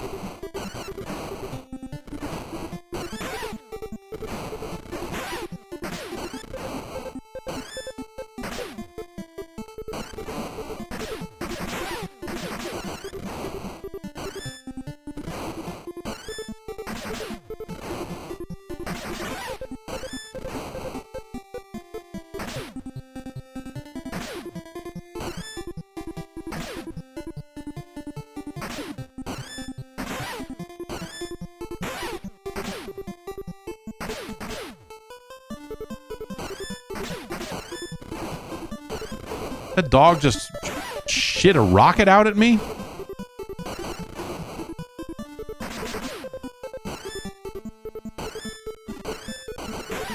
It's a robot dog. No one can be trusted.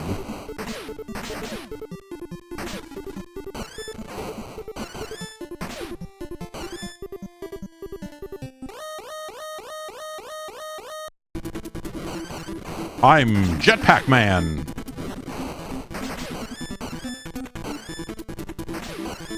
I like how he, like, immediately appears from another angle. Like, there's no perceived travel time. No! You are dead. Well, this is a great screen right here. I mean, I will say, like, this is amazing. Like, this is amazing.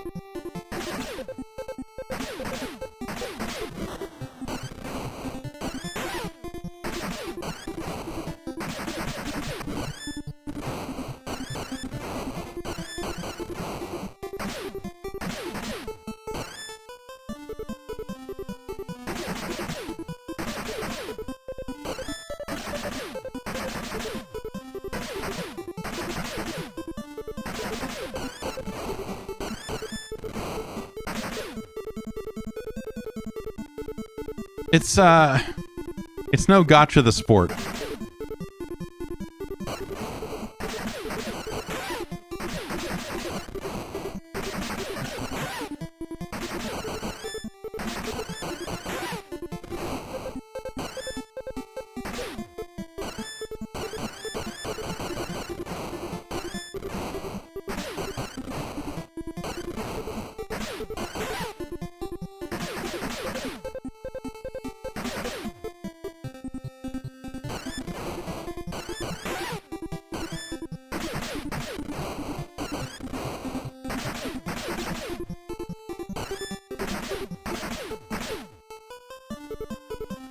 Also, because you have grenades in this game. This is a light gun game where you're supposed to hold the controller in your other hand because you have to hit the A button to shoot grenades.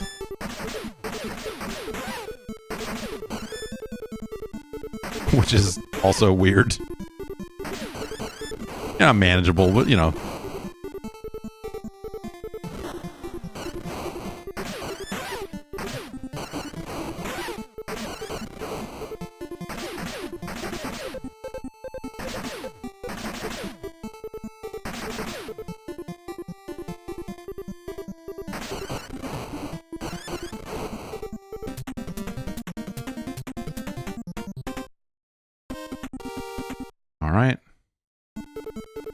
Now we're going this way in a cave.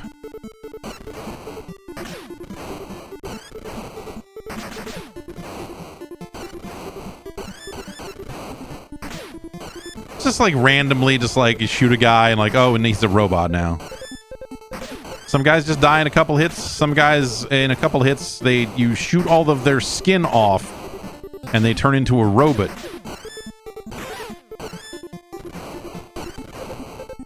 And the dogs, I think, are always robots. Because for them to not be would imply that you're shooting dogs, and that was not something that they were going to allow.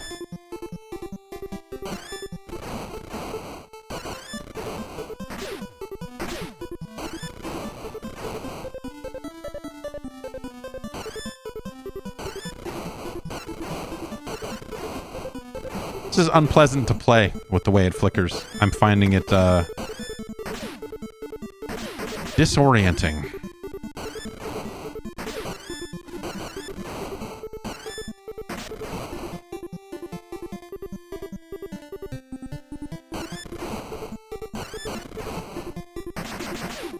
Stop here, catch my breath. That grenade killed no one. Great. The grenades seem bad.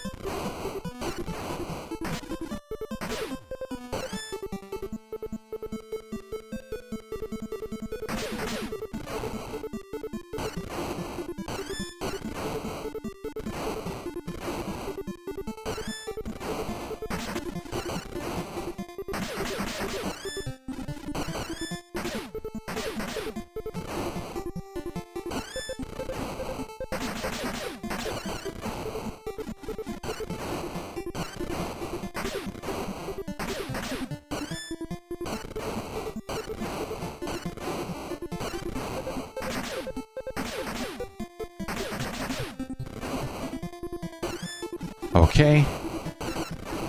Still shooting. Running out of bullets, but still shooting.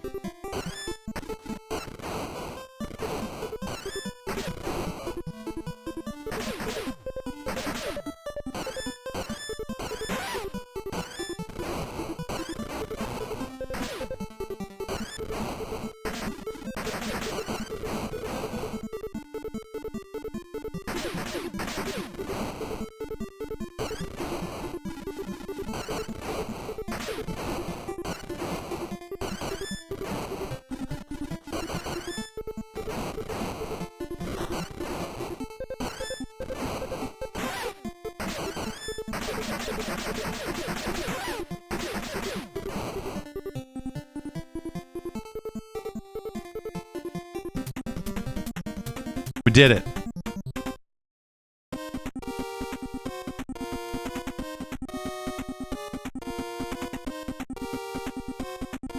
A tank, or is that a train? I don't know if I want to fight a tank.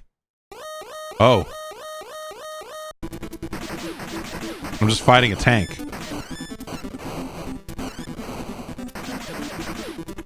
And now I have no bullets.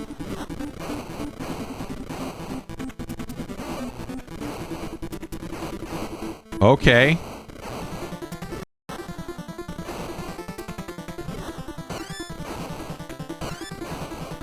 Oh, I just have like very slow. That's Operation Wolf, I think, did a similar thing with ammo, where if you ran out, you would just start shooting a lot slower, but it was not this slow. And I died and lost a life, so now I have bullets again.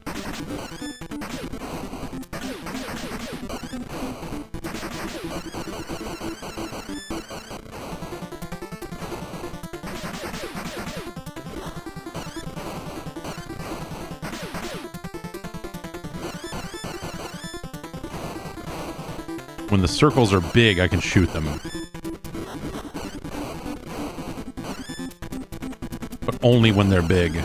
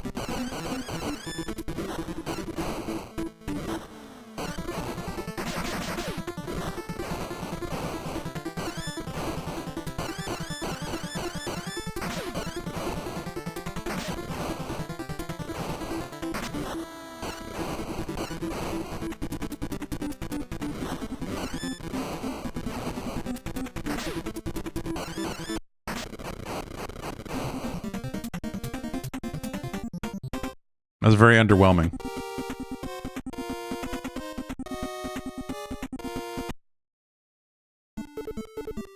Now we're in the air. How's this work? What am I standing on some kind of skiff? Am I looking out the door of a C-130 or something? Like what?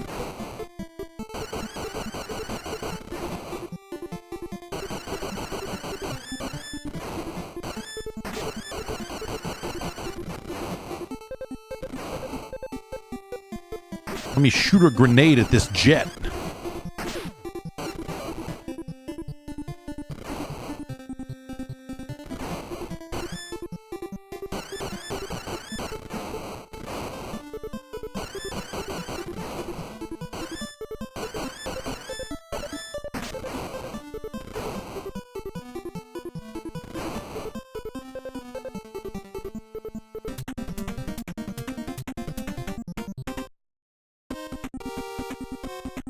Fuck's happening here? So we've got to stop him from making more robots here at the robot lab. Yeah, this game's no good. The shooting doesn't feel very good at all, but also like, you know, these levels and the number of hits you need to land on some of these enemies before they will hit you. Like, there's kind of a weird...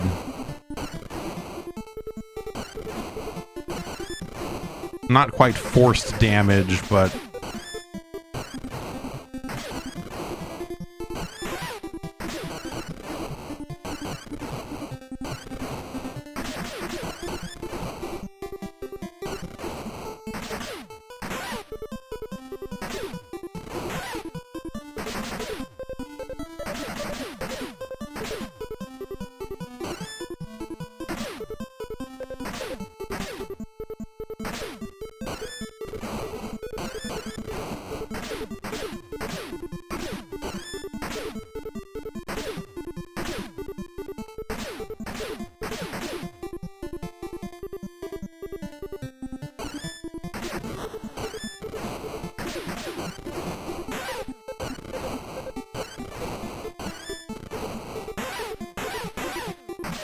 feels like a very bad take on the Terminator 2 light gun game with these occasional robots.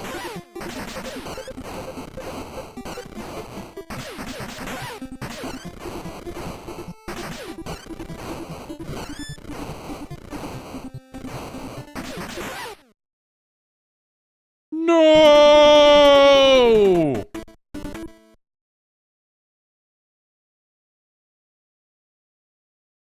Hey, buddy, how you feeling? You feeling better? Good. What's that?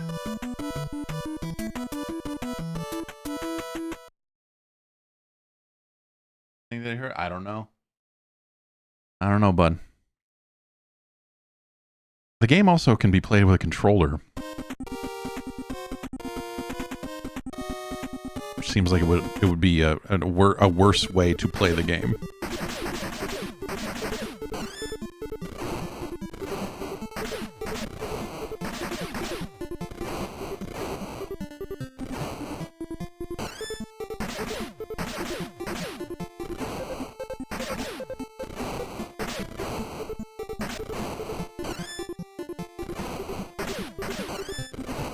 You could do this. This is a, you know, as you might expect, playing a light gun game with a D-pad is a shit experience. But this game is a shit experience top to bottom, so it's kind of... Hi! Welcome home. You have fun? Popcorn? Hooray. Go inside and enjoy your popcorn.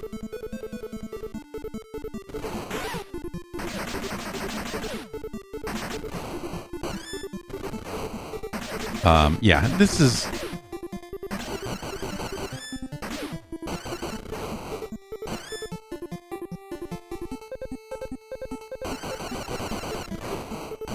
If I hold down the button, it starts shooting real fast. That's way faster than you'd be able to pull the trigger on a zapper. I wonder if that is their... I wonder if that's their difficulty adjustment. Like, yeah, the moving this cursor sucks, but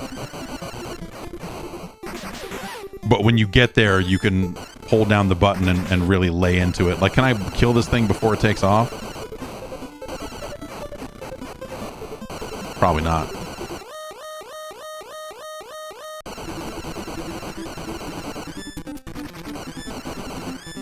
Like, it's making the noise of you hit something. Yeah.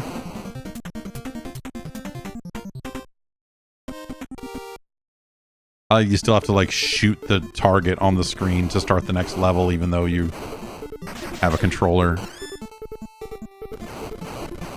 Yeah, I don't know. You could play this, but why would you? That's sort of the... That's where I'm at on games like this, is, you know, light gun games with no light gun. You know, you have to come up with some good control stuff for that to work, and this is not it.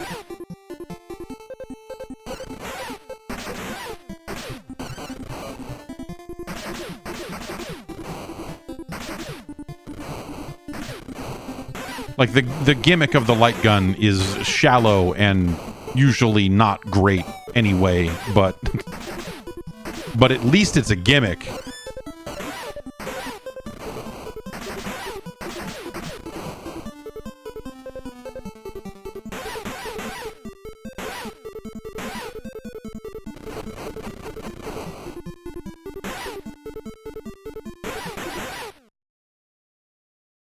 No!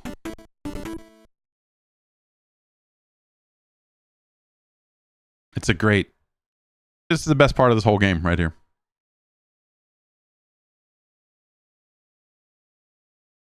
That is Mechanized Attack.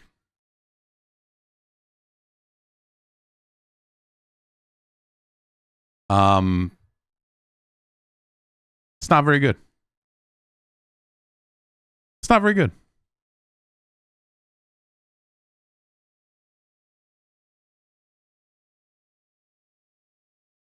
Where is I mean the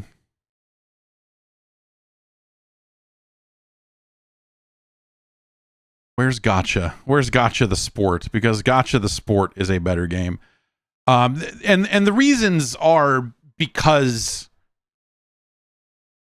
of the way that this stuff is implemented. You know, if the zapper felt a little bit better, you know, if the light gun stuff felt a little bit better and all of that, I think this would be fine.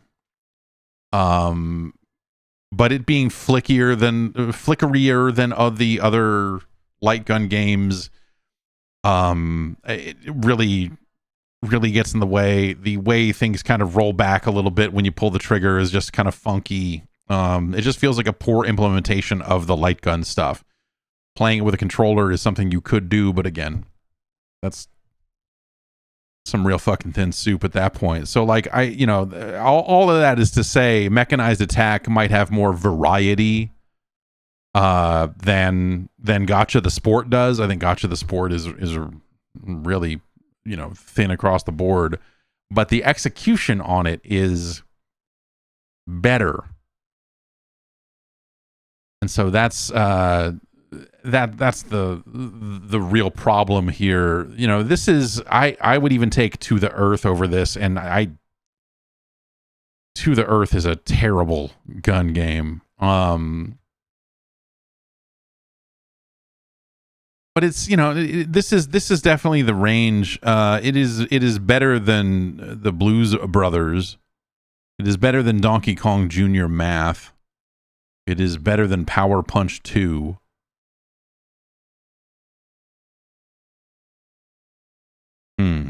Is it better or worse than Color a Dinosaur? It's better than Color a Dinosaur. It's better than Silent Assault. It's not as good as Mermaids of Atlantis, The Riddle of the Magic Bubble. It's our new number 590.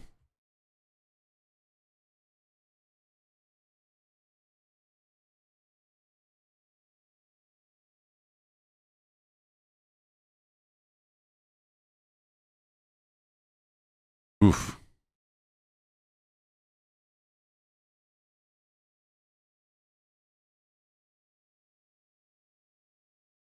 And there it is.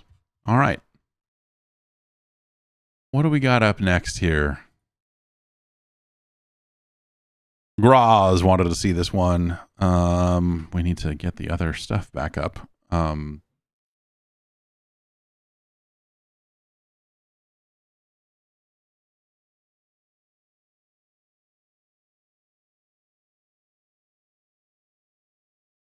Okay, next up,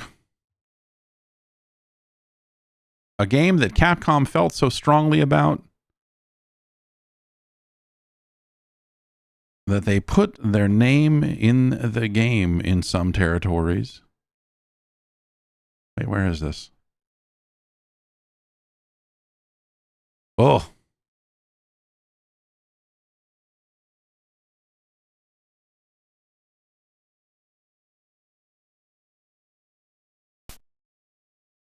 It is Capcom's Gold Medal Challenge 92.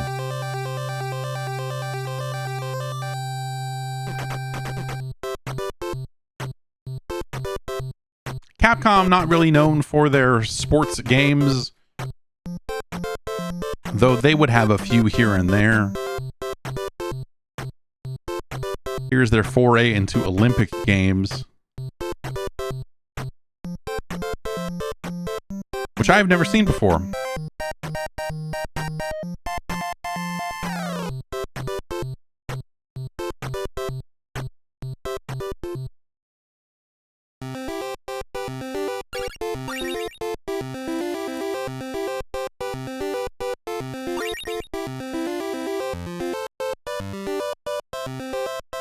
All right, what do we got here? We got 3 dashes. We got relay, hurdles, long jump, triple jump, high jump, javelin throw, shot put, swimming, a lot of swimming,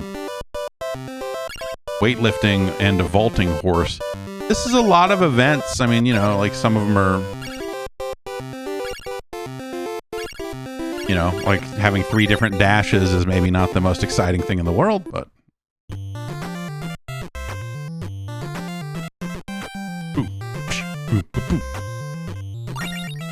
it's a really gross sounding bass drum they got right there. That kick is disgusting. So, was this going to be A and B or A and left, or what's the... It's A and B. Okay.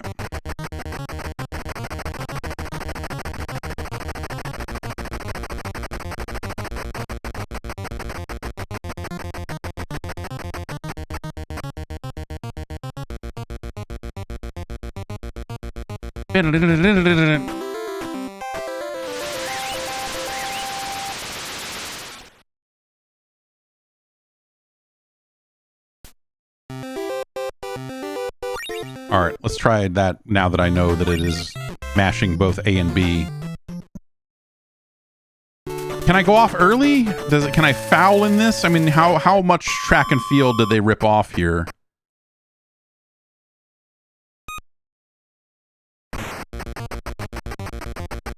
Oh, okay. So you need to push right on the D-pad to launch.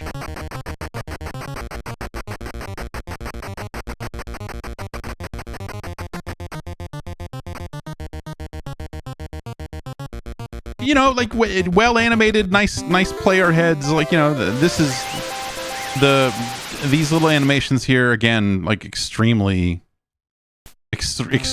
track and field. Okay, now that I know that I need to push the button, the push right to launch, maybe we can have a proper run at it.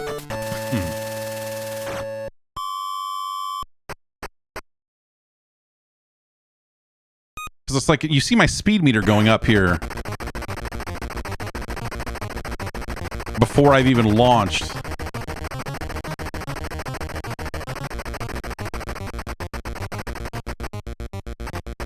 Yeah.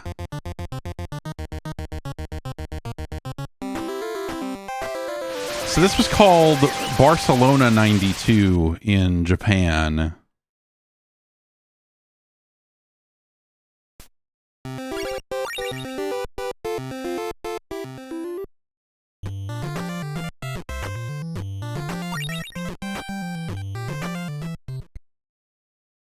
But you know how the Olympics are. Well, we got hearts now. What is the story here?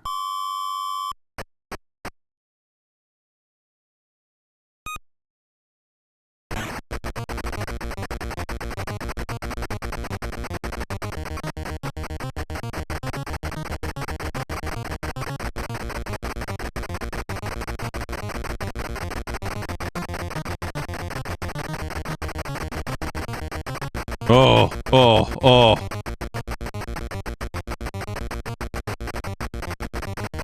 My guy couldn't do it. He stopped it. He was running too hard and had to stop at 160 to catch his breath. You know how all the Olympians are doing.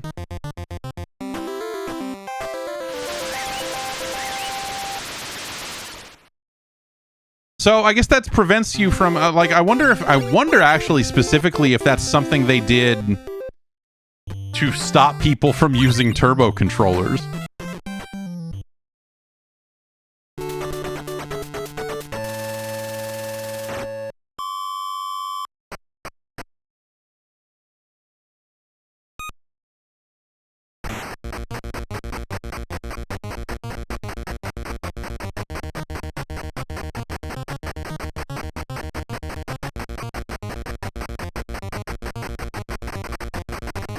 Like, I'm not sure what I need to do here, because it's like, I'm either going or I'm not, right? Like,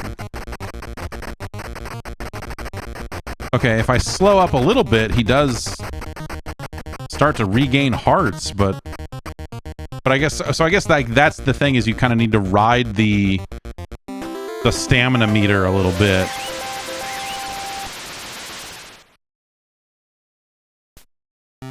Which is not especially fun to do. You know, like, that's, I mean, mashing the buttons is not that fun to do either, but at least that's like, I don't know, it feels more representative. You know, I don't know, a 200-yard dash is not a marathon.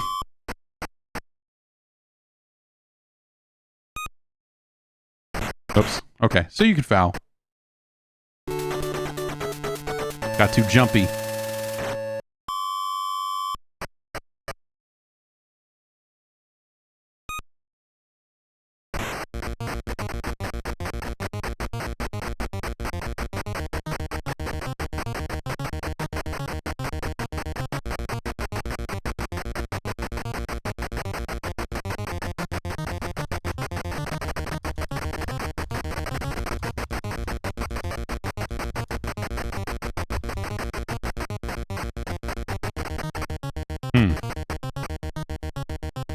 Okay.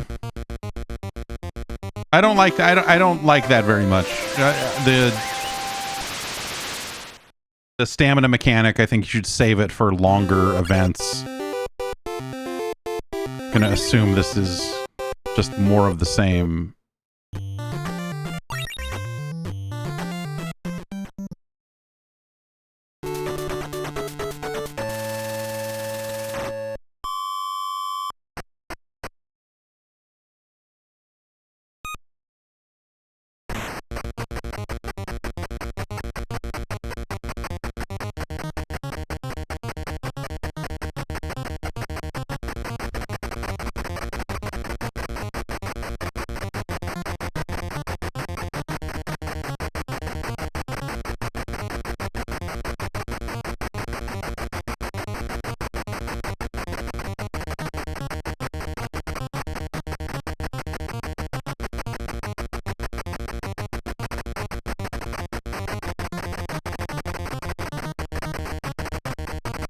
Like, the rate that you have to slow down to be regaining hearts is actually kind of a lot.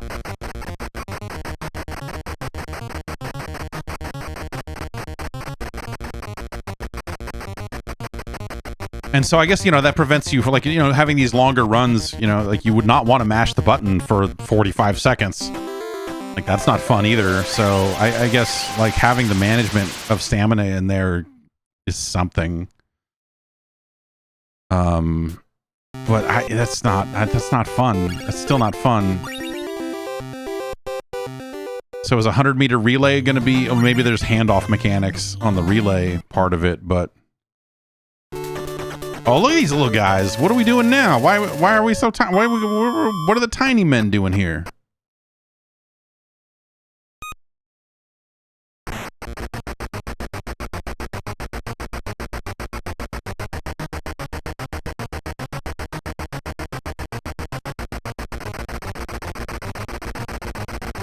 I wonder if I need to be hitting a button to do that handoff. I'm going to not hit anything this time. I pushed right.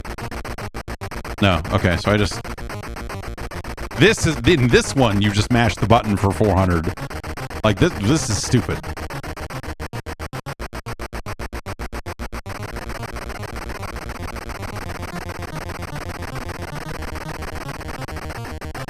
Could have used some more variety in the music for some of these different events, obviously.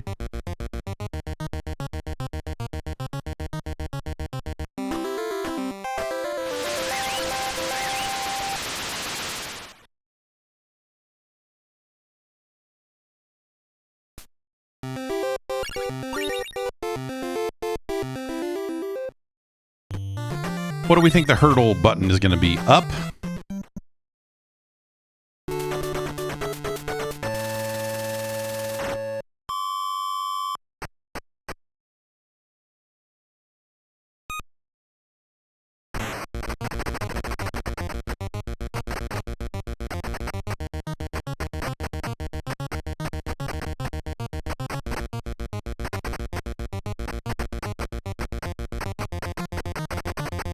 Do you think the non-track events will have different music? Like when we get to swimming, will we not hear this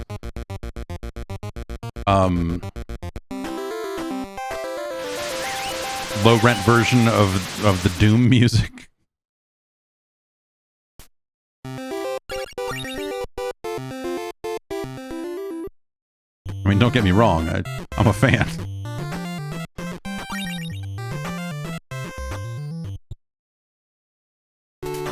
These are the events where these games make their you know, this is where the money is made, baby.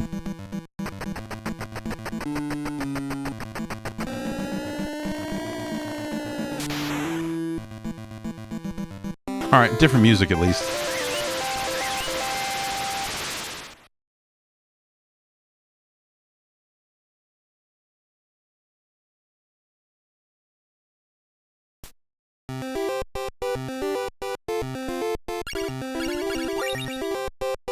Triple jump. You know, like Mario is doing.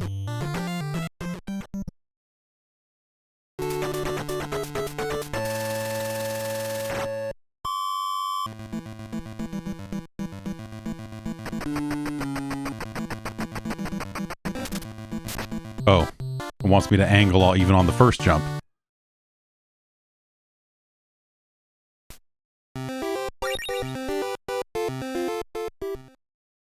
I thought I would just tap on the first jump and then plant and do angle on the last one. That's how track and field or was it Hypersports, the track and field 2? That's how they did it. Is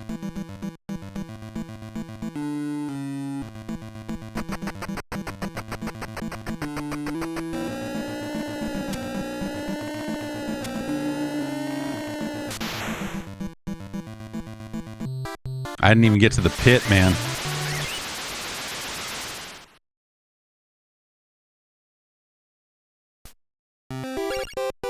High jump.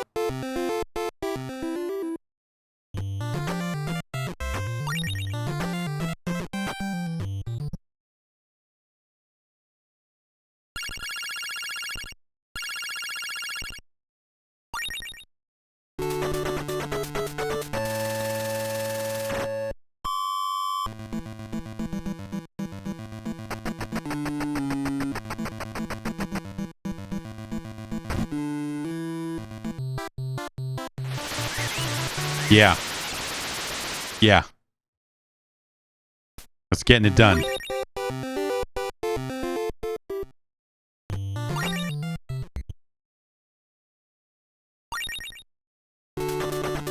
They don't really make Olympic Games anymore. It's weird, you know? Like this was a grand tradition of kind of whatever ass video games. You know, all the way through like what the Saturn and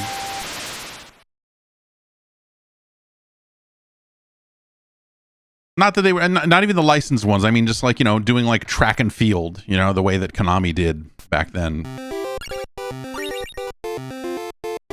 I like track and field just fine, and of course, Epix is you know, summer games, winter games, world games.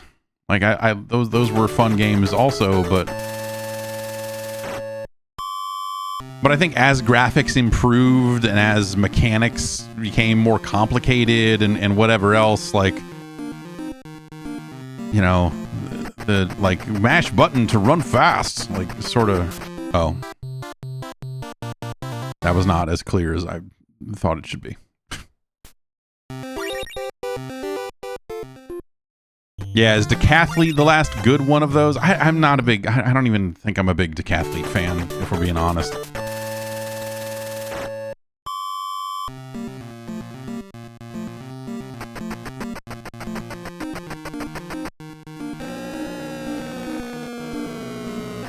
Okay, so he's going to do a little hop, and then he's going to...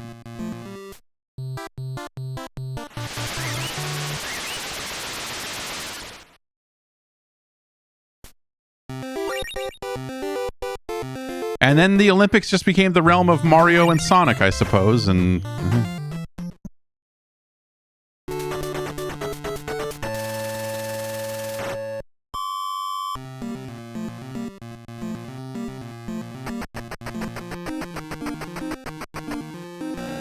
Oh, I gotta hold it down after he throws.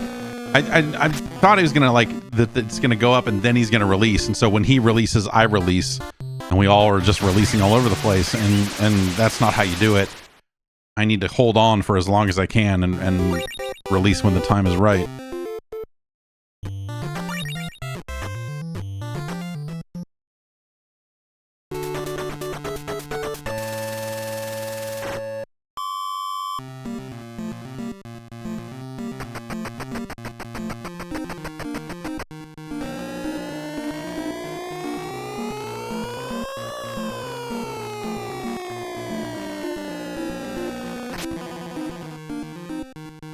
There. I mean, I threw a little early. Yeah, you could get right up on the edge and do that one, I guess, but that works well enough. My light here just turned off and back on again. I don't know what's going on. Shot put. I assume this will be very similar to the javelin throw, mechanically.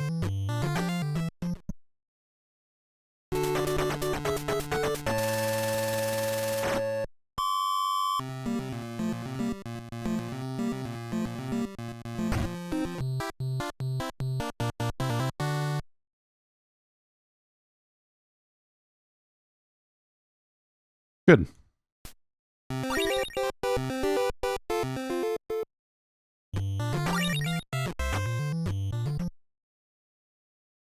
I like the idea of this game letting you charge up before you start moving. It's a really weird...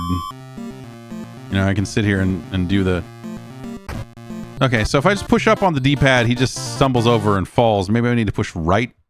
Let's try that.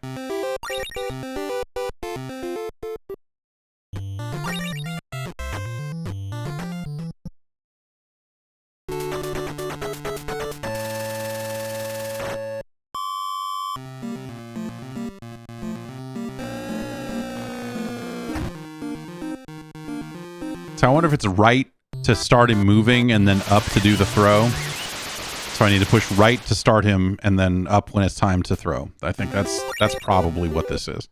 That would fit with the other events that had, you know, jumping or tossing mechanics in them. If I were making it, that's what I would do.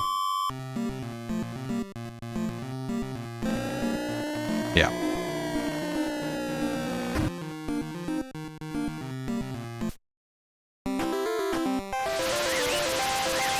The similarity on the animations to, you know, the basics of track and field, I find like almost litigious here. Like mechanically, they've made this game a little bit more complex than track and field ever was, but like there's just such a clear inspiration here, and why wouldn't there be? Track and field is, you know, like a legendary game for its day.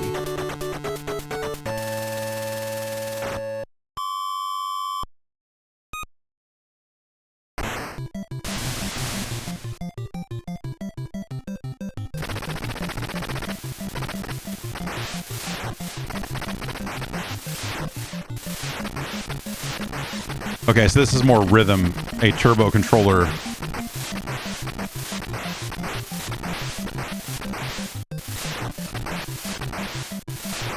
I'm still losing hearts, even though I've drowned. I'm dead. I've died.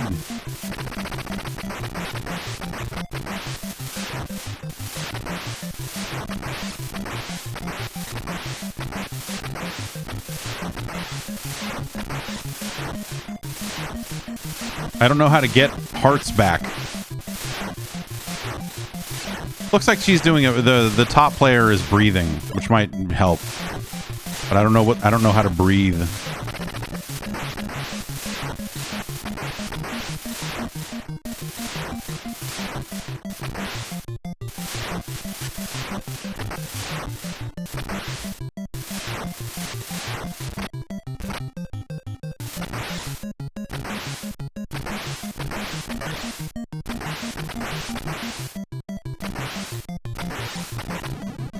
Yeah, this is... I'm not...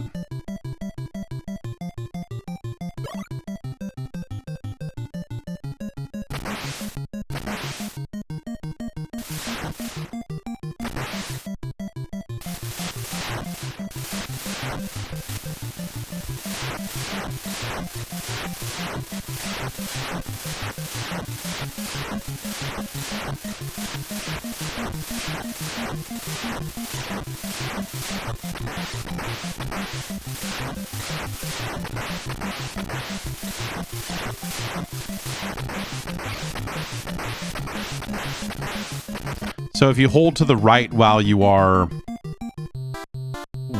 paddling, you will pull your head up to breathe.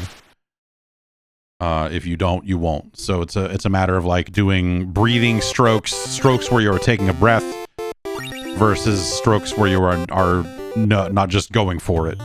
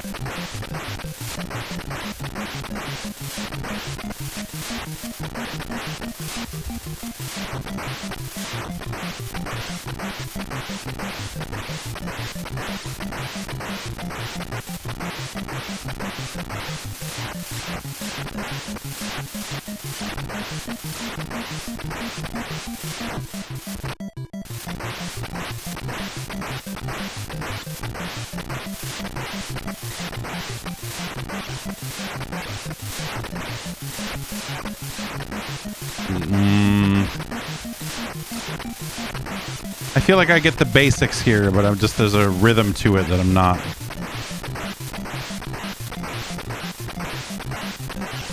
My speed meter is not that far off from hers, though.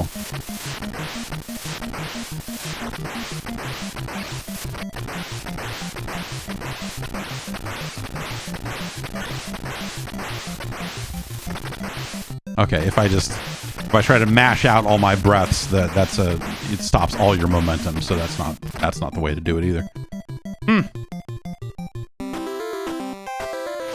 I don't know, like I like the idea of them having a mechanic to it. That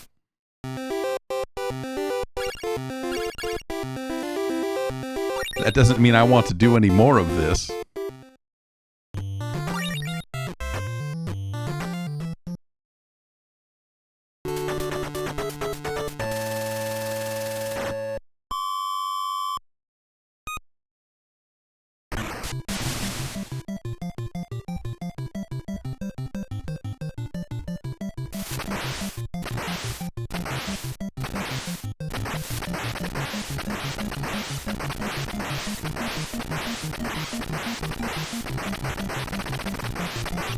Oh, no breathing on a backstroke, because it's a backstroke.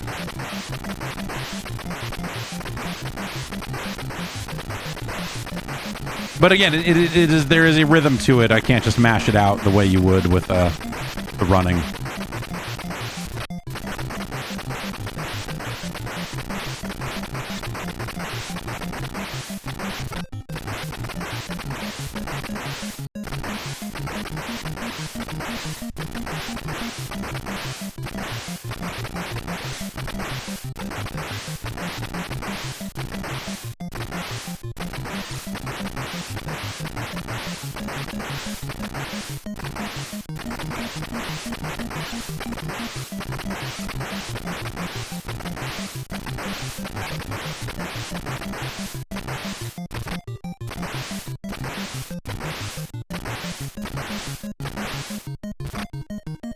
Yeah, I don't know. Like, sure. Sure.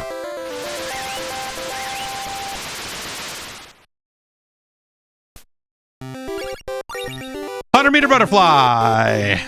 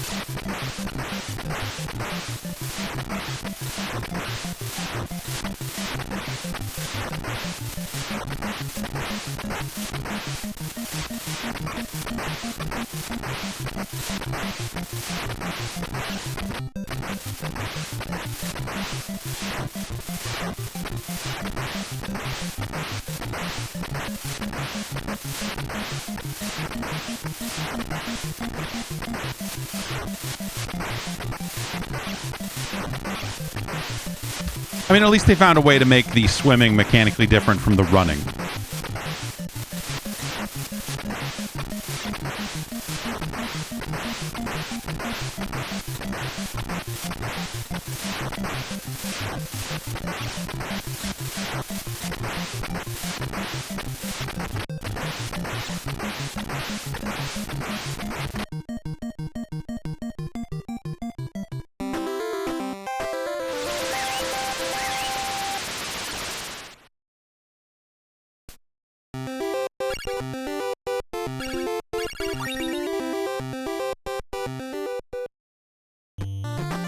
All right. Weightlifting.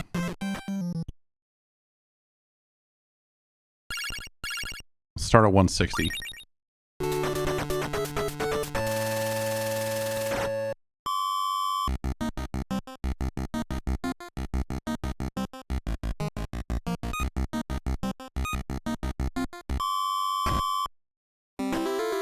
So that's just mash the button until it's above the power line, then push up, and then keep mashing.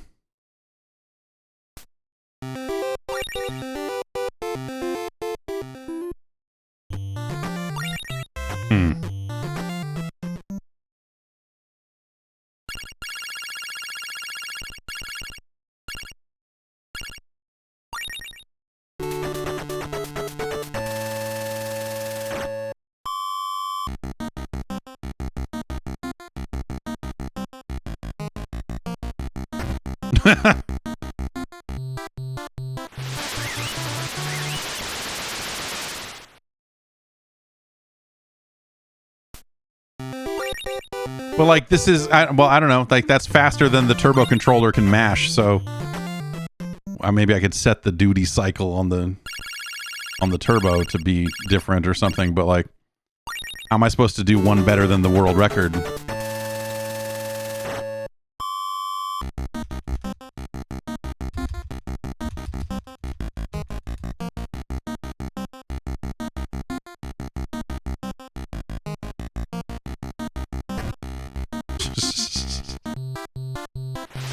You need a spotter out there. You need a spotter out there for this, man.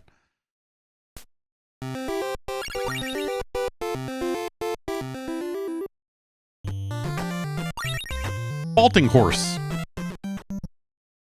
All the good games are about horses.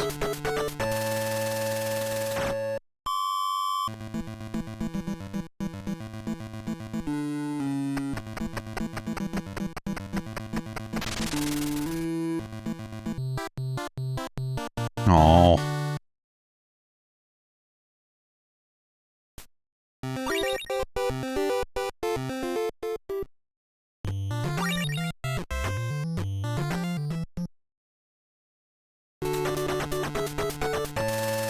I could use a faster retry on these, to be honest. Once you've selected them for practice, if I could just knock out a few of them, that'd be nice.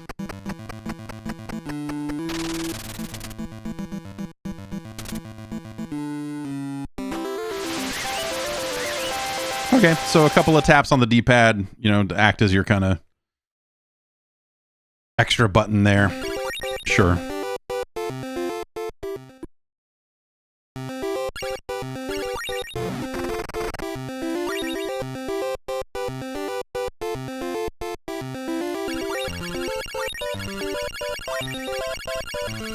Let's look at how this presents itself.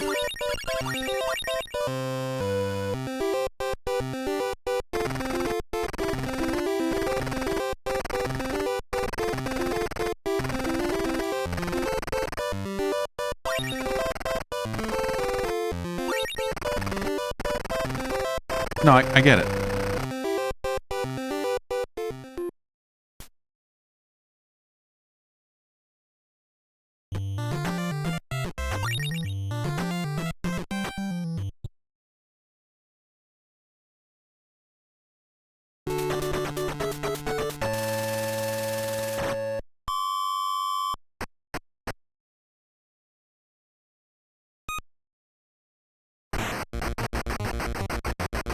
The computer gets off the line so fucking fast when that gun goes, man.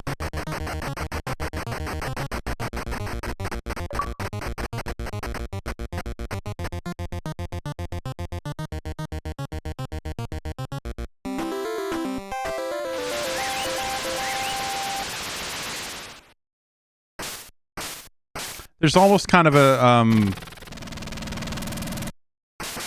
Crash and the Boys kind of Kunio-kun quality to that tongue wagging animation.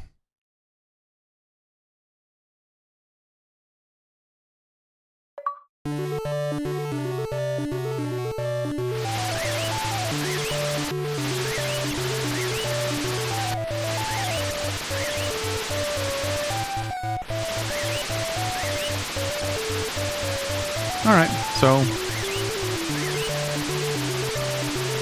unbelievable. They made it. It's a world record.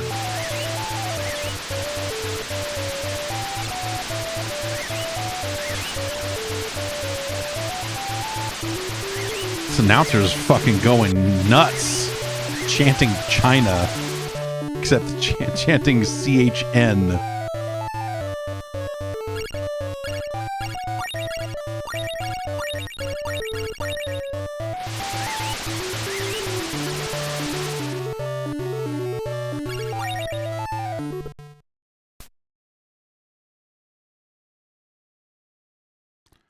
Okay. Yeah. I mean, I think that, you know, like this is the kind of the conundrum that I think games like this find themselves in. The kind of Olympic kind of post track and field, is that they're trying to come up with additional mechanics to kind of make the experiences either a little bit more authentic or a little bit more involved, than track and field did. I think track and field, is still in a lot of ways the gold standard for this style of game.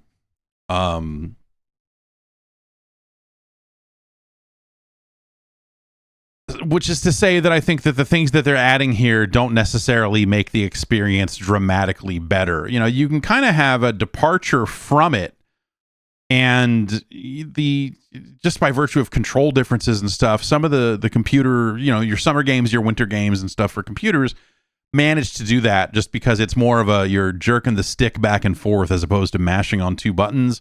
And so the idea is about like what your button does versus your joystick. Like there's just some controller changes that happen there that are just natural because of the different input methods at your disposal.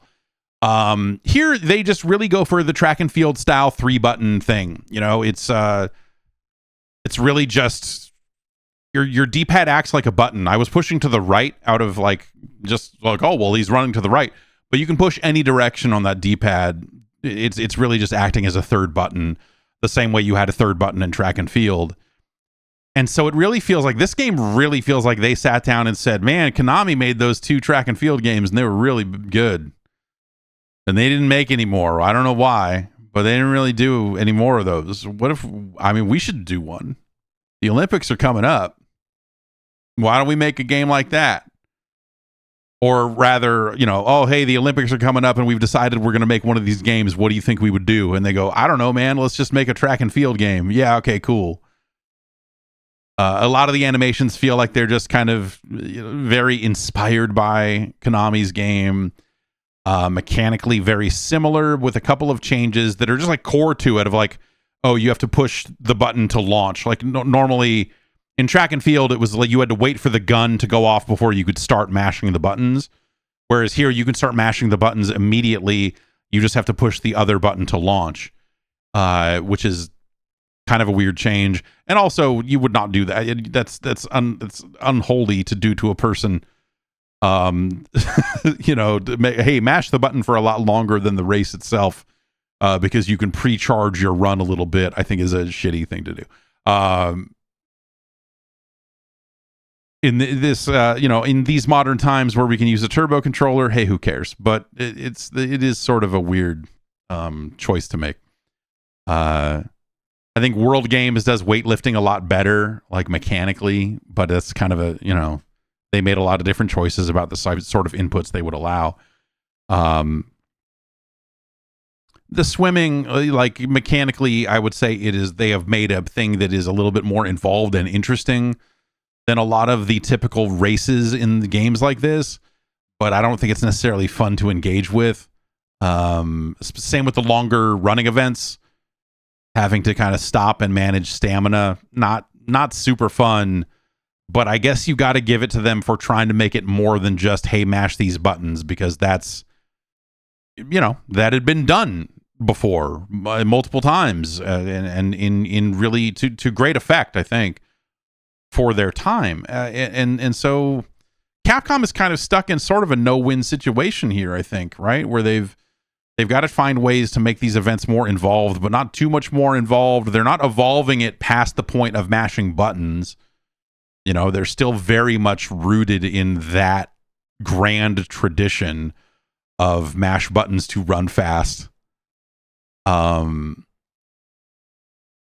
Konami would return to that with mash buttons to, slowly crawl through super hot ventilation duct while all of your suit and armor are blowing off your body and popping off. I think Konami would remain the champions of that style for decades, But Capcom has done an okay job here of kind of creating an Olympic style experience. On its face, it looks like it has a lot of events, and then you realize, you've got 4 running events and 9,000 swimming events, and they're all relatively similar. This is not that fun. Weightlifting could be a little bit more involved, I think. Javelin and shot put, I've always been a sucker for the, when it comes to track and field and games like that, I am the one, I like the ones where you have to mash the button and then set an angle for a thing. That is where that is where I come out. And their javelin toss, I think, is pretty good.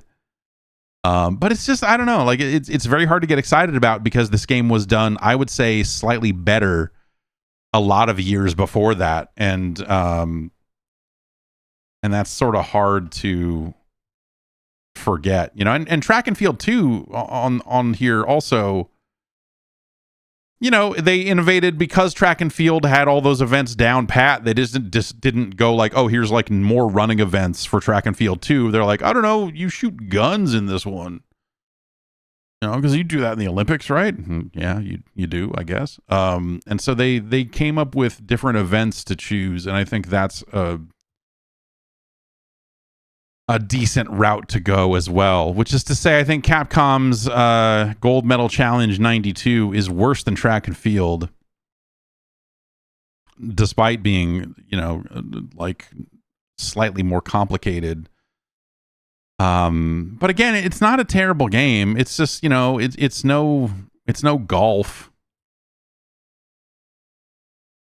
Arkanoid's a better game. You'd be better off with Jaws.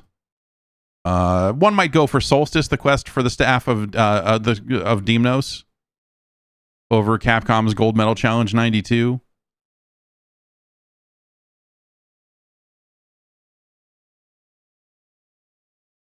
Would you say Capcom's Gold Medal Challenge 92 is better or worse than Dino Wars Destruction of Spondulos?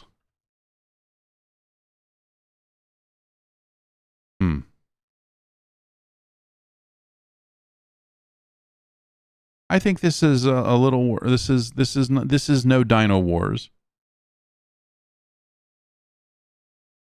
but it's better than Town and Country Surf Designs 2 Thrilla's Surfari.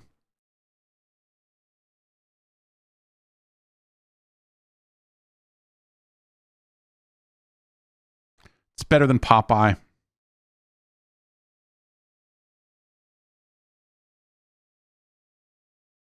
Is it better or worse than Spelunker?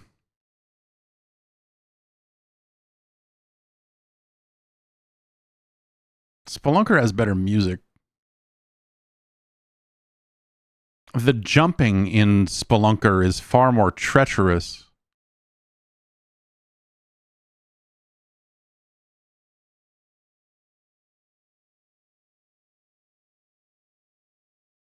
Spelunker is a better game. Capcom's Gold Medal Challenge 92 is our new number 255.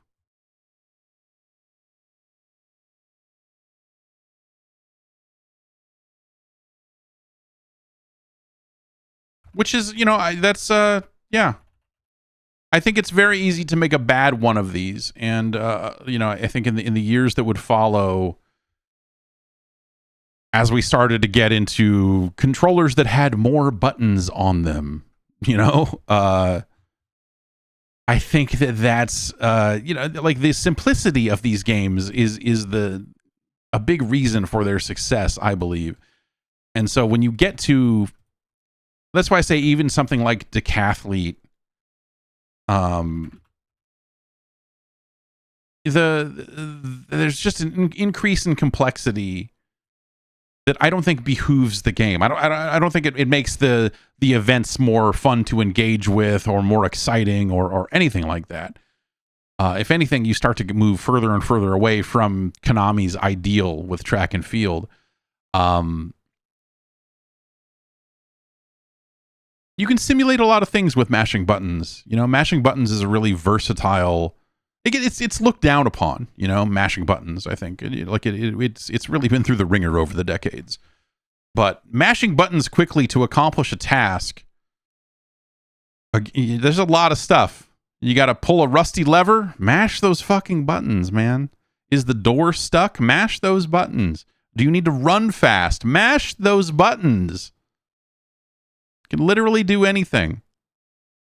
Of course, you know, all these years later, you know, now we've started to see a lot of games with, you know, accessibility options and such, because some people are bad at mashing buttons, unable to mash buttons the way the games wanted to, and I actually I like that a lot. I think that, you know, that's sort of a conundrum for this style of game, because if you had an accessibility option where you just kind of hold the button down, which is actually exactly how I was playing this game here, because I was using turbo controller buttons.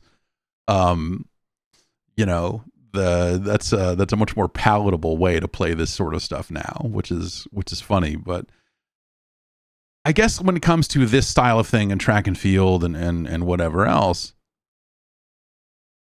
mashing buttons is the thing that most closely approximates some kind of physical activity, right? Within the confines of a regular controller. If you're not going to go out and stand on a power pad or something ridiculous like that, you know, mashing the buttons to run fast is sort of the, you know, the last option, right? So I think it makes sense that a lot of games would have been like that in this era.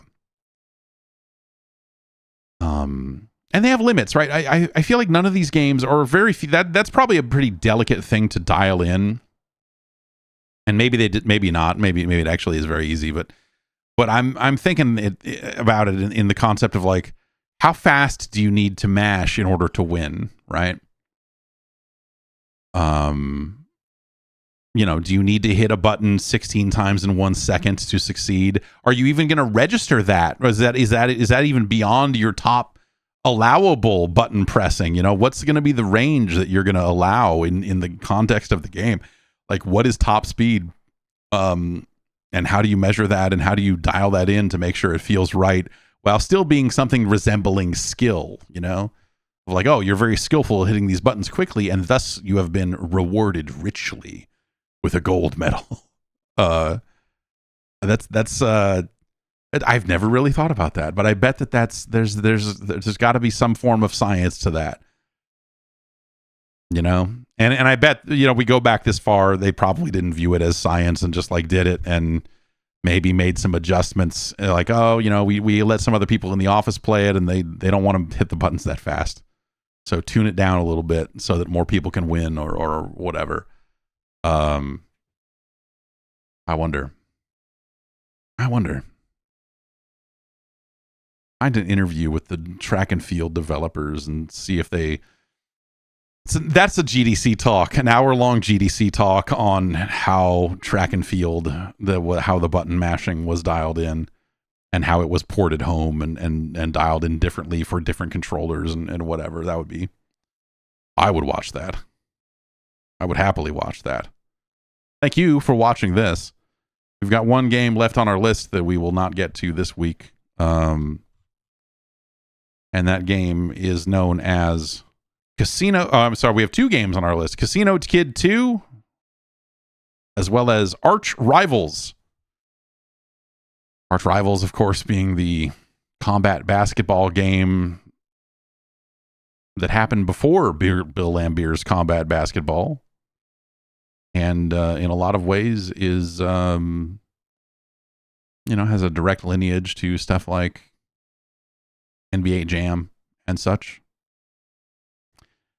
Arch Rivals is an interesting game, and I don't know what to expect for the NES because I only played that in arcades, and it was a fun arcade game. I don't know that I would say it was a great arcade game, but it was fun for its era, and so I'm not sure what to expect when it comes to a port of that game. But yeah, we're closing in. There's we've got there's only a couple of first party games left on the list. We did Pro Wrestling. And so is Star Tropics 2 the only first party published game left on the list? I can't think of any other ones.